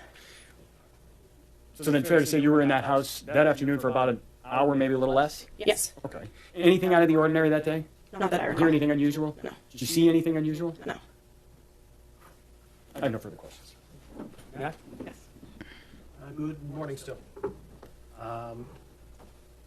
Had you gone to Mr. Diggs' house prior to this date? I had. And how many times have you done this? A handful of times, I think.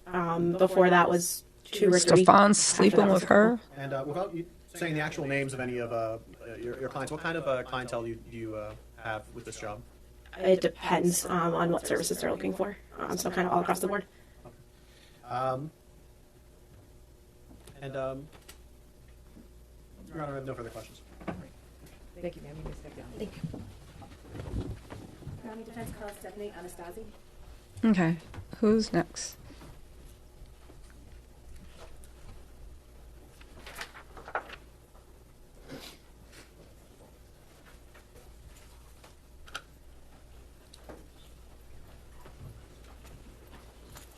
Just watch your step, and if you could just remain standing and face the court. Please raise your right hand. Do you solemnly swear the testimony you're about to give in this hearing shall be the truth, the whole truth, and nothing but the truth, so help you God? Yes. You sit or stand, whichever you prefer.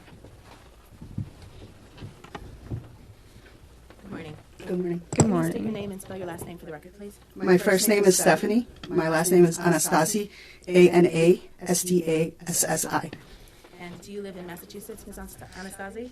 I currently live in Rhode Island. Where do you work? I work in Massachusetts. What do you do for a living? I'm a massage therapist. Are you employed in that work? Yes. Who do you work for? The Right Touch Day Spa in Attleboro, Mass. All right. And you provide massage therapy treatment to clients? Yes. And as part of your work, do you need to visit clients in their home? I do that separately on my own, on the side. It doesn't have anything to do with where I work currently. Okay. All right. And as part of your work treating clients, are some of your clients professional athletes? Yes, sometimes. All right. And was one of your clients in December of 2025 Mr. Diggs? Yes. All right. And how did it come about that you were providing treatment for Mr. Diggs? I used to work for the Celtics back in 2019, and whoever I used to work for, he's a physical therapist. He connected me with Mr. Diggs. Okay, thank you. And you would provide massage therapy for Mr. Diggs at his home? Correct. About how often per week would you do that? Twice a week. All right. And where in the home would you provide? Hold on. Pootsie Bear said Stefon heard the right touch and immediately called. Let's keep going. That treatment? Sometimes it was in the living room area, and sometimes it was in his bedroom. Did you need any special equipment to provide your treatment? He provided that. I do need some special equipment, yes. I see. So there was the equipment in the house? Yes. I take it you used a table? Yes. Any other equipment? No, just a massage table, and I would use my cups, which is for cupping. I see. Okay. Thank you. How long did a typical treatment take? Between the 90 minutes to 2 hours. And did you give Mr. Diggs a treatment on December 2nd, 2025? Yes, I did. Do you remember approximately when you arrived at his home for that treatment? It was between 5:45 and 6 o'clock in the evening. Okay. And how did you get into the house? I rang the doorbell and Sonny opened the door for me. Okay, thank you. And what happened next? Then I asked Sonny where he was or where he would like his massage at. She told me he was in his room and that's where he would like his massage. So I went and grabbed the massage table. It was in like a computer room. And I brought it upstairs and he was laying in his bed and I started setting up the table. All right. And was Mr. Diggs, do you remember what he was doing when you walked in other than laying in his bed? I think he was falling asleep a little bit, but I wasn't sure. It was just laying down. Okay. So I take it you began the treatment? So first I set up, I grabbed the blankets and stuff, and then he fell asleep. So I texted Sonny and I was like, hey, can I wake him up? And she said yes. So I ended up waking him up and then he got on the table. Okay. And about how long was the treatment that day, if you can recall? Between 90 minutes to 2 hours usually. It was more towards the 2 hours than the 90 minutes. All right. And did anyone come into that while you were performing that treatment in that 90-minute to 2 hour window? Yes. Mila Adams came in the room at the time. Okay. And how did you know Mila Adams? I seen her in the house. I've seen her multiple times in the house. Okay. Have you ever spoken to her? Yes, we've had conversation. Okay. So while you're performing the treatment, can you just explain to the jury what you saw? Yeah, so I was working on his right side leg, and I can, because the door is in front of me, and I can see whoever was walking in. She was walking in. She saw that he was asleep, left, and kind of came back at a later time. When she came back at a later time, he kind of woke up because he was asleep. And she kind of went over to the bed, and she asked him, there was something on the bed. She asked him if he was going to keep it. And then he said yes, and then she turned around and left. And were you able to see what was on the bed? It was a black box, but I'm not sure what it was or what was in it. Okay. And did you ever have any occasion to look in that box? No. All right. How did Ms. Adams appear to you when you saw her come into the room those two times? She seemed to be okay. It's nothing that I wasn't used to seeing in the past. So she looked to your eyes the same as she had in the past. You saw her? Yes. Okay. Did you see any marks on her face? Not that I recall, no. Did you see any marks on her neck? No, she had a black jacket on, so I don't think I could see her neck, but I didn't see anything on her face at the time. And did she seem upset at all to you? Not that I know of, no. Okay. Right. And Ms. Anastasi, do you remember when you left the house that day? It's probably between almost 8 o'clock, 7:30 and 8 o'clock that day. Okay. Thank you very much. No Of course. Good afternoon, Ms. Anastasi. Oh, sorry, good morning, actually, Ms. Anastasi. Hello. You said you had previously worked with the Celtics, and is it like kind of word of mouth that you got a job working for Mr. Diggs? Yes. In your line of work, how important is word of mouth in order to find new clients? It's very important. And outside of just actual, I guess, technique and skill, is discretion and care of how you, because you're working with some high-profile people, is that also an important aspect to have? I don't understand the question. I'll withdraw it. Nothing further. Okay. All right, thank you so much, ma'am. You may step down.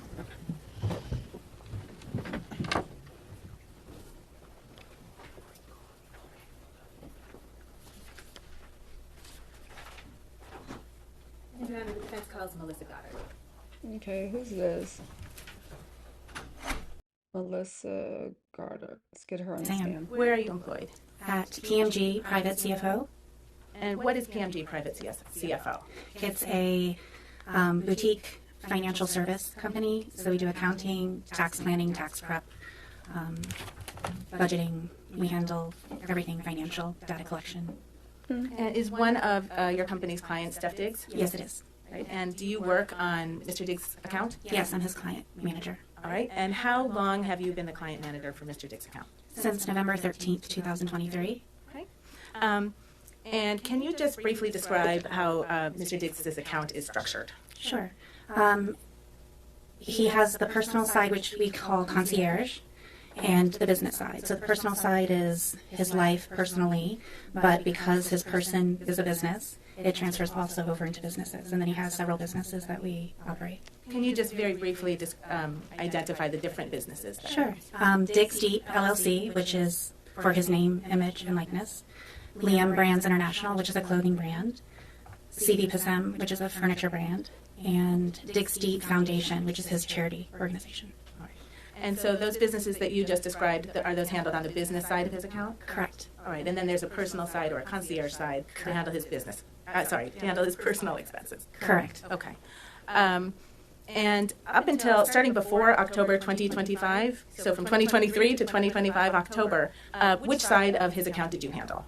I handled daily business transactions for the most part. Okay. And did you have a different colleague to handle the personal kind of concierge side? Yes, the practical everyday concierge side we did. And would expenses for private staff be handled on the business side or the concierge side? The concierge side. Okay. And did something happen in the fall of 2025 that caused you to take over responsibility for the concierge side? Yes, we had an associate leave. Okay. So the associate left, and then were you responsible in the fall of 2025 for both the business and the concierge side? Yes. Okay. And did you have responsibility at that time for payments to Mr. Diggs's private chef? In the beginning of November, yes. Okay. Beginning of November 2025? Correct. And do you recall, well, what did you do when you took over responsibility for those payments? I was notified at the beginning of November that the data collection program that we used was updated so that personal payments needed to be made. And one of them was for the chef, and I asked, catch me up. Does she have a contract? How do we pay her? Does she have a W-9? Does she have an NDA? Just general information, like, what do I do?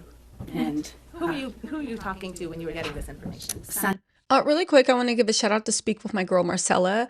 You said, love you, Tisa. You're my favorite. Oh, thank you. I love you too, Marcella. Keep up the great work. Thank you for the generous super chat, and I will do my best.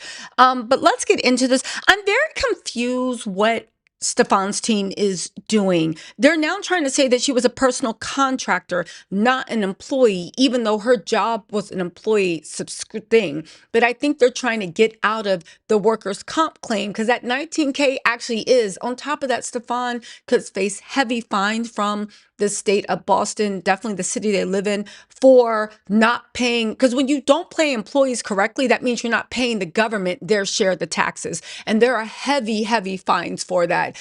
And the employee can go for 2, 3, sometimes 10 times more than what they're owed, sometimes even more punitive damages.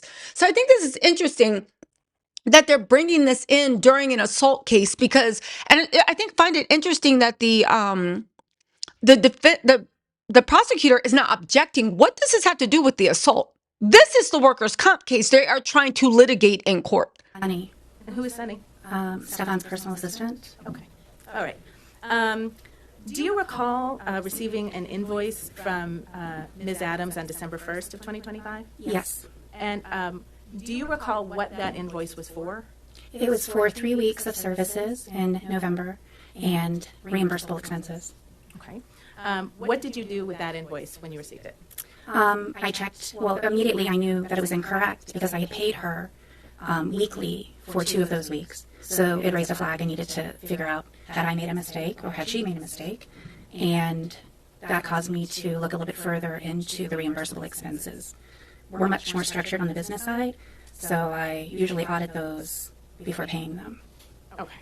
So when the flag was raised and it caused you to look a little bit deeper, what did you do to look a little bit deeper? I pulled up every payment that we made to her for the last 18 months, as far back as I could go. And then I went through every receipt and reimbursable that we paid her for the last 6 months at that time. Sorry. And at the conclusion, so would you describe that as a kind of an audit? Yeah. Okay. If you receive an invoice and it's incorrect, I want to know, is it our mistake or was it her mistake? So I wanted to make sure that we had paid her correctly. All right. And what did you learn from conducting your audit? That she had submitted receipts multiple times over the course of 6 months, the same receipt. That she had submitted reimbursements for packages sent that were paid by our Federal Express account for reimbursement, that we had overpaid her. And were you able to quantify the amount of money that she had been overpaid based on your audit? Yes. And how much money was that? I think the total was $2,500 and change at that time, with an additional $744 that maybe was legitimate. I couldn't substantiate because there wasn't a date on it, so that was more in a gray area. Okay. Did you ask Ms. Adams for more information about the money that she was seeking? Yes. How did you do that? I contacted Sunny and asked for her email. I gave my phone number, even my personal phone number, so that she could reach me because sometimes they're in different time zones. I reached out to her twice. Okay. And did you ever hear back from her? No, she never responded. Did you tell Mr. Diggs what you had identified, from, at least from the audit that you conducted? Yes, he called me. We spoke about it on December 5th. All right, and what was his reaction? He's like, give me a report. And he wanted to make sure that she was paid. And I told him I would give him a report, and he was fine. In the course of conducting your audit, or actually, strike that, did there come a time An audit happened after she got assaulted or before?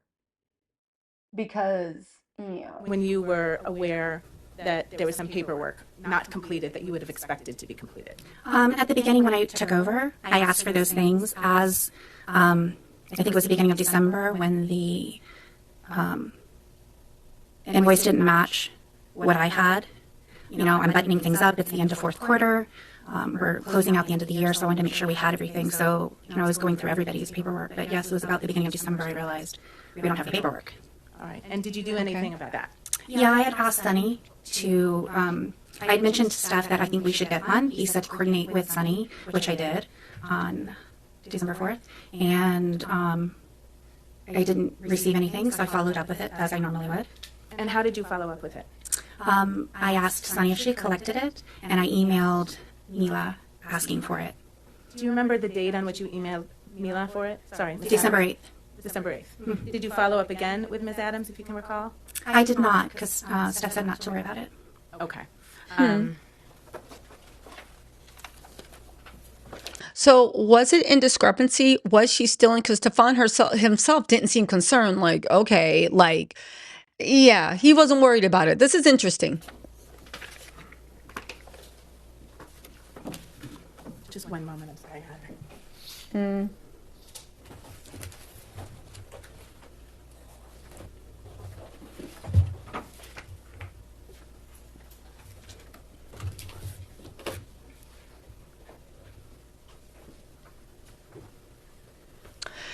I actually think over 6 months, 2,500. Here's the thing. I don't think she was stealing. I think this was some type of clerical error because Stefon was not worried about it at all. And now they're bringing this up. You know, you found some discrepancies, but one, let me see the paperwork for the discrepancy because let me see.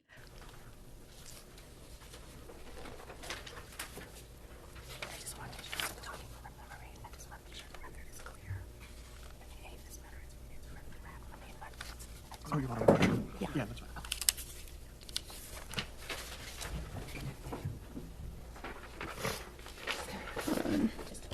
What's she looking?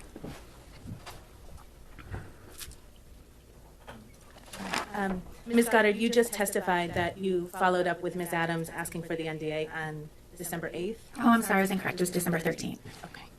Okay, so now we're getting somewhere. These people are all complicit. I know a con when I see one. So Stefon allegedly hits her. All of a sudden, an audit is triggered for everything that she's ever. This is an employee that, what's her name says, the assistant just said she's not. There's no paperwork. She's not on the books. So she's not on the books. But an internal audit is triggered for a girl that this woman doesn't even know. She's like, oh, well, we need to get paperwork. Okay. And part of that internal audit from the finances is they put an NDA in front of her. Why would a accountant demand you sign an NDA to talk about that doesn't even know you work there to talk about what you took? This is sounding funny to me. Like, I don't think this defense is doing what it thinks it did. I've had to submit expenses before for anybody that actually, who signs an NDA for expenses? Thank you. All right, no further questions. Counsel, Just briefly, good afternoon now. Ms. Goddard, have you ever been to Mr. Diggs' house in Dedham? No. No further questions. Thank you, ma'am. You may step down. Exactly. The prosecutor keeps pulling it back to, can we stay focused? Can we stay focused? Stefon offered her $100K for what? For what? Like, you can debate whether she deserves it, whether she was traumatized, whether it was that bad, but Stefon Diggs offered $100K for what? $100K? Who's this?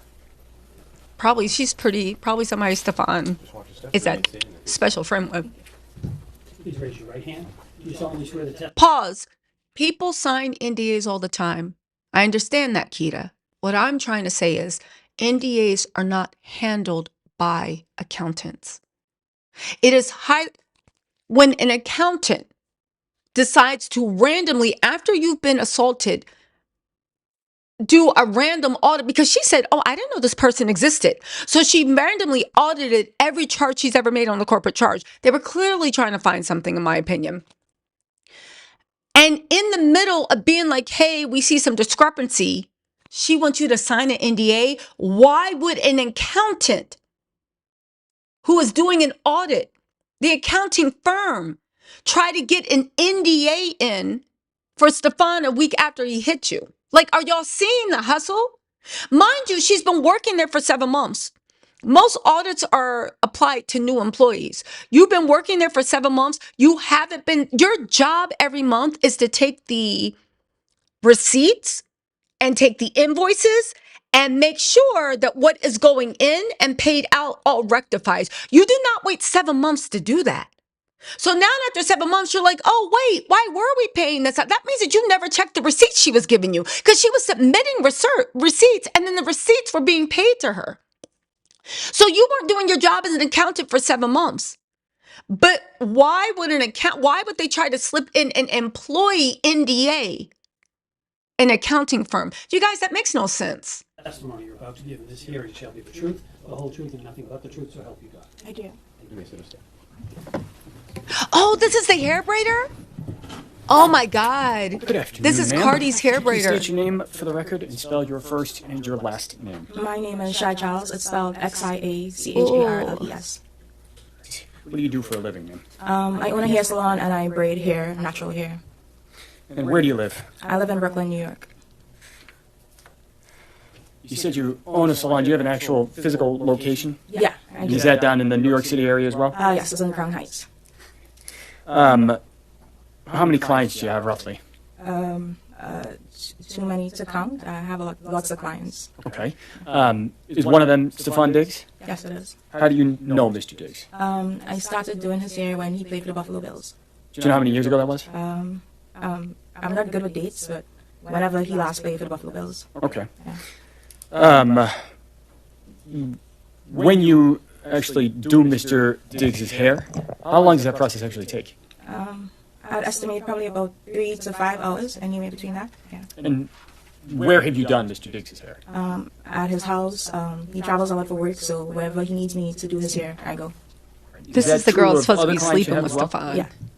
according to testimony. Have you been inside Mr. Diggs' house in Dedham? Yes, I have. All right. Do you know when he lived there? I don't know when he occupied the space, but I can tell you the first time I went there to do his hair. When was that? It was when the season started with the Patriots, probably about July, September, around that time last year. So that'd be 2025? Yeah. Okay. And had you been in Mr. Diggs' and other clients' house to do their hair previously? Yeah, I have lots of celebrity clients, and obviously they wouldn't want to come to the salon, so I go to them. So wherever they're at, I go meet them there, whether it's a hotel, their house, wherever. All right, so it sounds like September or July, fall of last year was the first time you were in Mr. Diggs' home in Dedham, but not the first time previously. Yeah, first time in Dedham, but not like elsewhere at his house. Wherever he lived before that, I would go. Got it. And having done that, did you meet some of the people who were normally around? Yes. Do you know a person named Sonny? Yes. Who's that? His assistant. Did you meet any other family members of Mr. Diggs? Yeah. Everybody that's in the house, his brothers, his mom, everybody. Okay. Did you ever meet a person named Mila Adams? Yes, I have. Who's that? It was the chef at the time when I met her. And so when did you meet Mila Adams? At the same time, I went to the house for the first time, so like around July, September, whenever the season started with the Patriots. Of last year. Okay, pause. Y'all, Stefon did not know this girl first. She just said that the first time she met Mila was the first time she braided Stefon's hair and she started working with Stefon at the start of the Patriots season. That was around July. This girl was the girl that did Cardi B's braid downs. And she did Wave and Stefon's hair. And Cardi's kids are up and down her page. This girl was the girl that did her braid downs whenever Cardi was in New York. This girl just said that she started working with Stefon in July. So stop being like, oh, he's known her for decades. Or no, he didn't. Unless I'm missing something. Yeah. Did you meet at the house? Yeah. And how much time were you at the house kind of the first time you met Miss Adams? Probably like less than 24 hours or around that time because I know I had a client the following day. So I just had to come do his hair. But that was late in the evening, and so I had to leave the following day. Yeah. Okay. And so you Wait, that was so she braided his hair and then spent the night?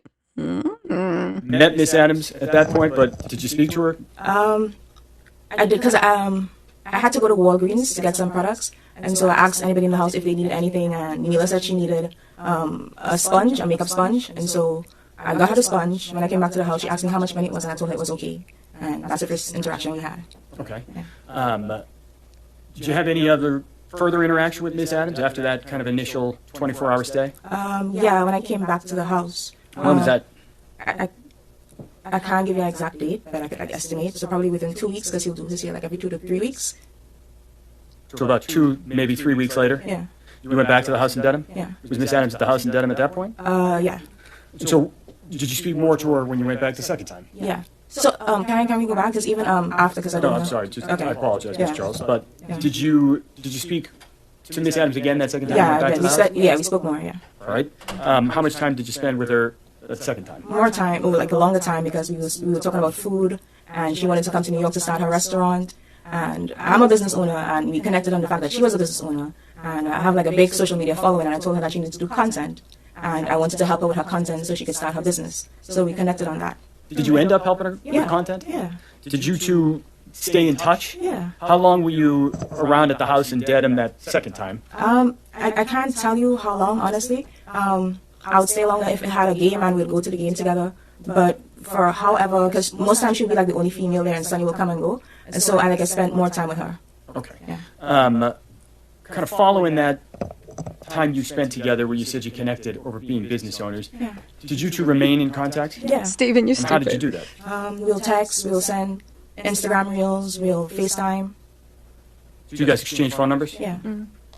How much did you talk, you think, in the following weeks and months that fall? A lot, because a lot. We talk about business, we'll gossip, we girls, so yeah.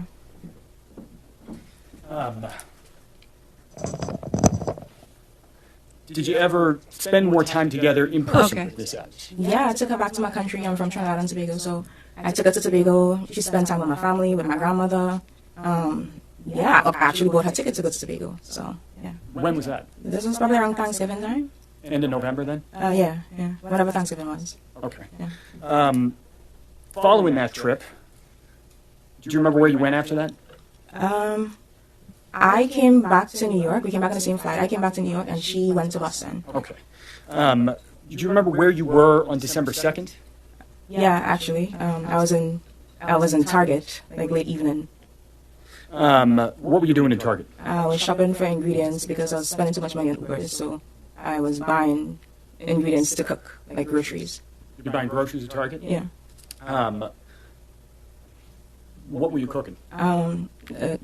So I wanted to make this like Cajun pasta with shrimp and like sausage. You know, I had made it at the house, and it was healthy. And so I wanted to cook that because I didn't want to buy Uber. I didn't want to spend money on Uber Eats, and I just wanted to be healthier and cook. And so I wanted to make it like her. So I was going through the aisles and like picking up stuff and calling Mila or message. I texted her a picture and asked her if it was this one, but she wasn't responding quick enough, so I FaceTime her. All right, so let me break that down there for a minute. You're in Target, you're trying to purchase ingredients Yeah. for a dinner that you had seen Mila cook? Yeah. You said at the house. Is that at the Dedham house? Yeah. All right. Did you say you were looking for, what was the ingredient you were looking Like for? shrimp, but so she makes matcha as well. So I was trying to find out like what matcha to get. That specific one from Tea Dealers. Shrimp, pasta, sausage, Okay. everything like that. So you just said a moment ago that Yeah. as you were trying to find ingredients, you started by taking a picture Yeah. and sending it Yeah. to Mila? Yeah. Do you remember what time that was at? It was before 6 p.m. for sure because I remember leaving my cart in Target to go pick up some dry cleaning for my boyfriend because I had to get it before it closed. So I actually left Target and came back to Target. So it was before 6 p.m. Okay. Yeah. What about a specific time? Do you remember exact times? So the dry cleaners was in Brownsville, Target was at Gateway. So I got there probably minutes to 6. So probably like the end, like ending at 4 or 5 p.m. somewhere there. Okay. Yeah. You mentioned a text message or a photograph of an ingredient you sent. Yeah. Was there any record of that? Yeah, I took a picture and sent it to her. All right. Would that have had the actual time? Yeah, and on location. the message? Yeah. Do you think taking a look at a record might refresh your recollection of what time Yeah. you sent that photograph? Did you say yes? Yes. Can I approach her? Yes. And I'm going to ask you to do this, Charles. Yeah. Just take a look at that photograph. Okay? And That's I the want you to photograph. look at that. Yeah. And after you've reviewed it, take a look up at this. Yeah. Having looked at that, that refresh your recollection on what time Yeah. you actually began communicating with Miss Adams when you were in the Target? Yes. And what time was that? It says 4:38 on the picture. Okay. Is that consistent with your recollection of when you reached out to Miss Adams? Yeah. Now you said you started by texting and then you FaceTimed with Miss Adams? Yeah. What's FaceTime? A video call app on every iPhone. Had you FaceTimed with Miss Adams previously? Yeah. So describe how that looks. What's happening at that point when you're FaceTiming? So I FaceTimed her, I told her what I was doing. We spoke about pasta, and all the ingredients I needed to get. And she was like, "Girl, I'm not going to Miami." And she said she's going to go home to Atlanta for a couple of days. Then she's going to come to New York. Well, she's going to go home to Atlanta, but she's going to stop off in New York for a couple of days. All right, let me actually stop you there. I apologize, Ms. Charles. It was Yeah. not a specific question. So you said you're in Target while this conversation is happening? Yeah. Okay. Could you see where Miss Adams was? Yeah. Where was she? She was in the kitchen. Kitchen of what? Of the denim house. And how do you know that? Because I've been there before, so I know the layout of the house. And the faucet was running, and I could see the island in the background. Okay. You just said she mentioned Miami. Did you notice anything about her face, her physical appearance when you had this FaceTime call? No. I'm sorry? No. Did you see any redness, swelling? No. Did she flush? No. Is she teary-eyed? No. Were there any bruises on her? No. You started to talk a little bit about places she said she was going. Yeah. Did you end up actually seeing Miss Adams that day? Yeah. Because Following that conversation? Yeah. All right. She Where was that? In New York, because she said she was stopping off in New York for a couple of days. I asked her where she was going to stay. She said a hotel. I'm like, girl, we friends. You don't have to stay at a hotel. You can stay at my place. All right. Did you actually see her that night? Did She stay should have at stayed your at a place? hotel. So where'd you first see her? At the airport. What airport? LaGuardia. And what were you doing out there? I went to pick her up. What time did you pick her up from LaGuardia Airport? She told me she was on at 11, so I got there like minutes to 11. I had to wait because I think her flight was delayed. Yeah, her flight was delayed. So I waited there for like 45 minutes. And so, did you end up seeing Miss Adams? Did you actually get in your car? Yeah. You picked her up from LaGuardia Airport? When she got in your car, did you notice anything out of the ordinary? Mm-mm. Did you notice anything about her appearance? No. Is there any bruising on her at that point? No. What were you doing once you picked Miss Adams up? We went to go pick up my friend Tally in Queens, and we were just chilling in the car. We were just like singing and just talking.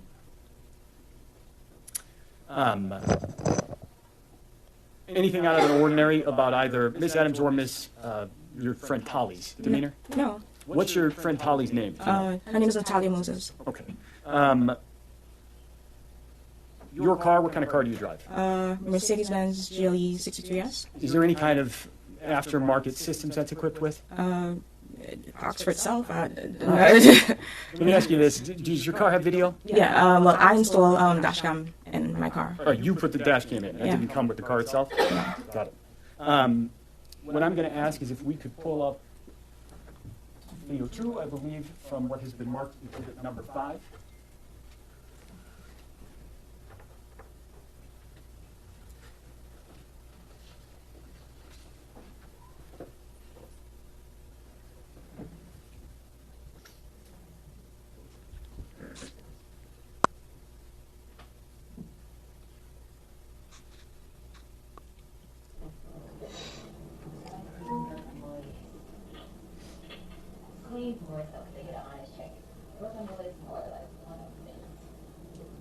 Pause it right there. All right. So this is actually, for the record, the first video in exhibit number 5. It's Charles. Okay, I just want to say, regardless if y'all think Mila is telling the truth or not, she looks like she's going through it right here. She looked like she just been crying. She looks like rough right here. I don't know. This actually makes me believe that she was messed up about it. Looking at this, we played 14 seconds. Do you recognize what we're looking at? Yes. What is that? That's me in my car. Dash cam video. All right, and that video, does that fairly accurately represent kind of the drive you guys had? Yeah. All right, there's a timestamp down here at the bottom. It says 11:48 and 18 seconds p.m. Yeah. Is that consistent with your recollection of kind of after you had picked Mila up from the airport? Yeah. What I'm going to ask Ms. Silva to do is go to the next video down on that list.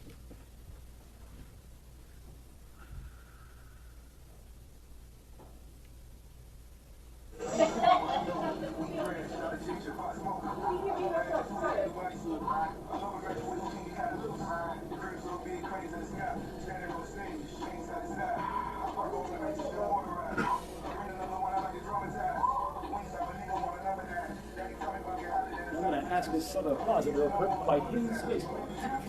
What is this proving? That Mila was in a car and it was dark? It looks like the timestamp on the bottom says December 3rd, 24 minutes. Yeah. Watching that video, what are we seeing in the video?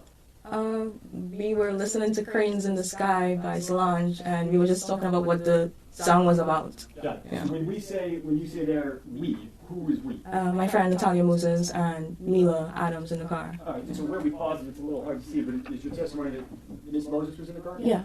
Who's in the front seat here? Mila Adams. So was Ms. Moses in the back seat of your car? Yes.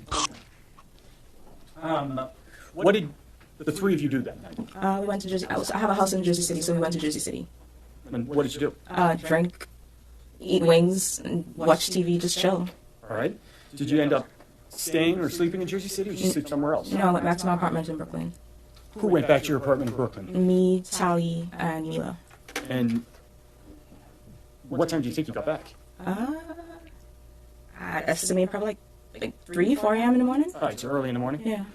That entire time span that we're talking about, there's your description of what you just did, eat, drink, have some wings and hang out. Is that a fair description of what you did that night? Yeah. All right. Where'd you sleep that night? I slept on the couch downstairs, and Mila and Tally slept upstairs in my bedroom. Okay. Do you remember how long Miss Adams ended up staying at your house? Probably like a week, a little over a week. Really quick, guys, I'm just going to turn my camera off just for a second. I'll come back on in a few, but I want to get through her testimony, okay? So if you don't see me, I still exist, all right? Yeah, I still exist. Yeah. Okay, 1 second. All right. That night in Jersey City and back at your apartment in Brooklyn, did you have the opportunity to observe Miss Adams? Probably the morning we got up. Yeah, because we girls, so we get dressed in front of each other, so yeah, the day of. Okay. Yeah. So when you say you get dressed in front of each other, Yeah. did you actually see Miss Adams without clothes on as you were getting dressed? With a towel on. Okay. Yeah. Did you observe any bruising, redness on her neck or chest? No. Did you observe anything on her face? No. I'm going to ask Ms. Silva if we can actually play the third video.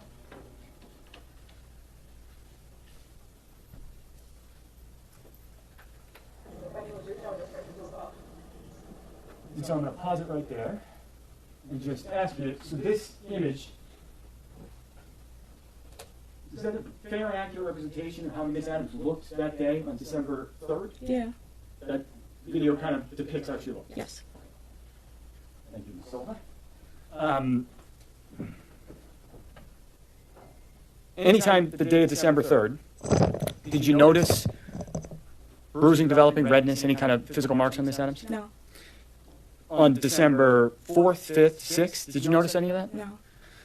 Did Miss Adams ever tell you that she had been assaulted or strangled? No. Did she ever mention any kind of an attack? No.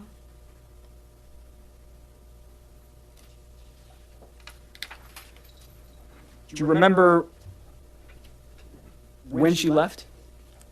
I can't give you the exact date, but probably like somewhere between the 9th, 10th, or 11th. Either one of those dates. Okay.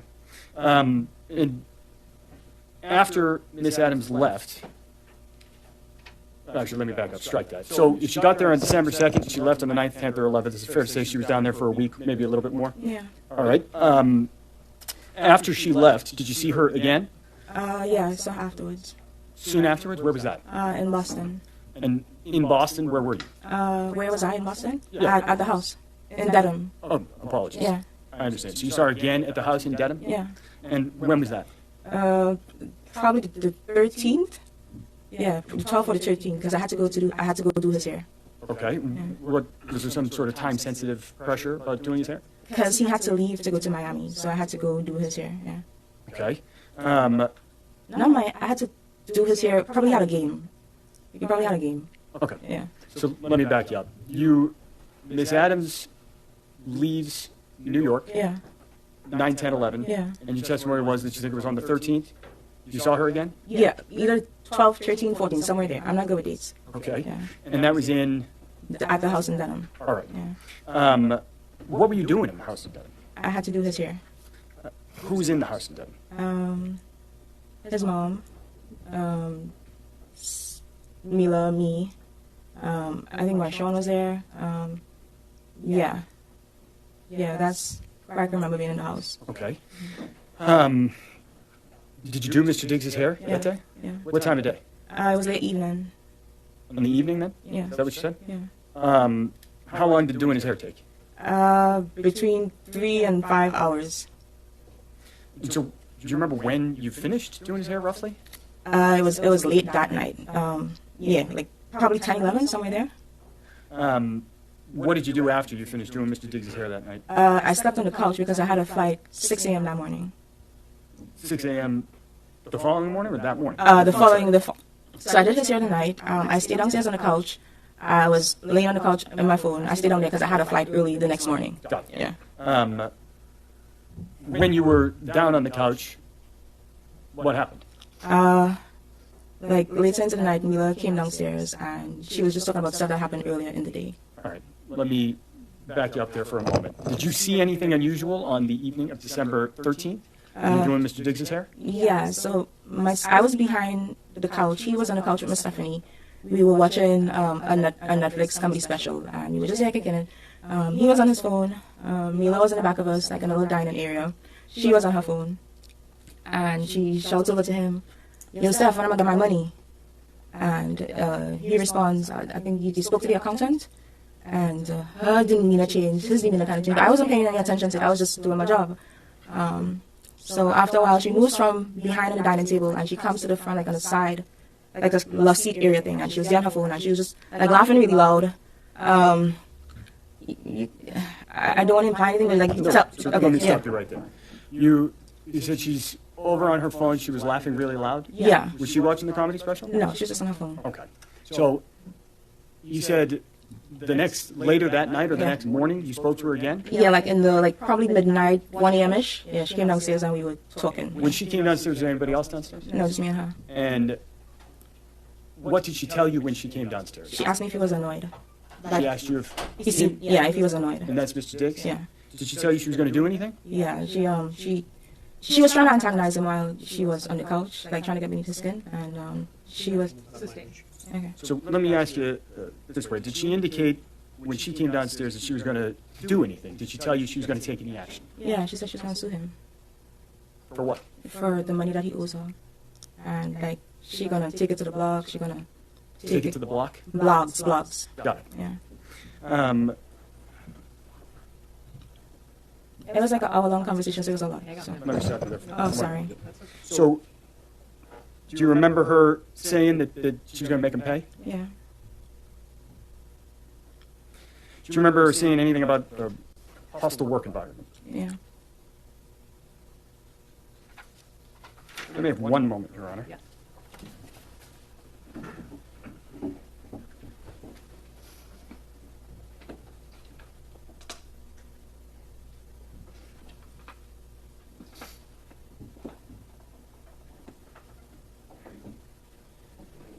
A couple things I want to follow up with. Mr. Charles. Did Ms. Adams, prior to her coming down that night, 1 a.m., and having this conversation with you, did she tell you that she had been assaulted? Did you heard anything about a strangulation and assault? No. That night, when she was talking about the suing Mr. Diggs, did she say that she had been assaulted? No. I want to back up down to kind of early in your testimony. You said you have a dash camera in your car. How long have you had that? Probably a little after my birthday, which is September. So, yeah, probably end of September, beginning of October. Okay, why do you have that? Because people are scamming in New York, insurance fraud. Like they hit your car, they say you have a nice car, and they try to get money out of you. In New York, you said? Yeah. I don't have any further questions. Call, care to inquire? Good afternoon, Ms. Charles. Afternoon. So you've been doing Mr. Diggs' hair, you said every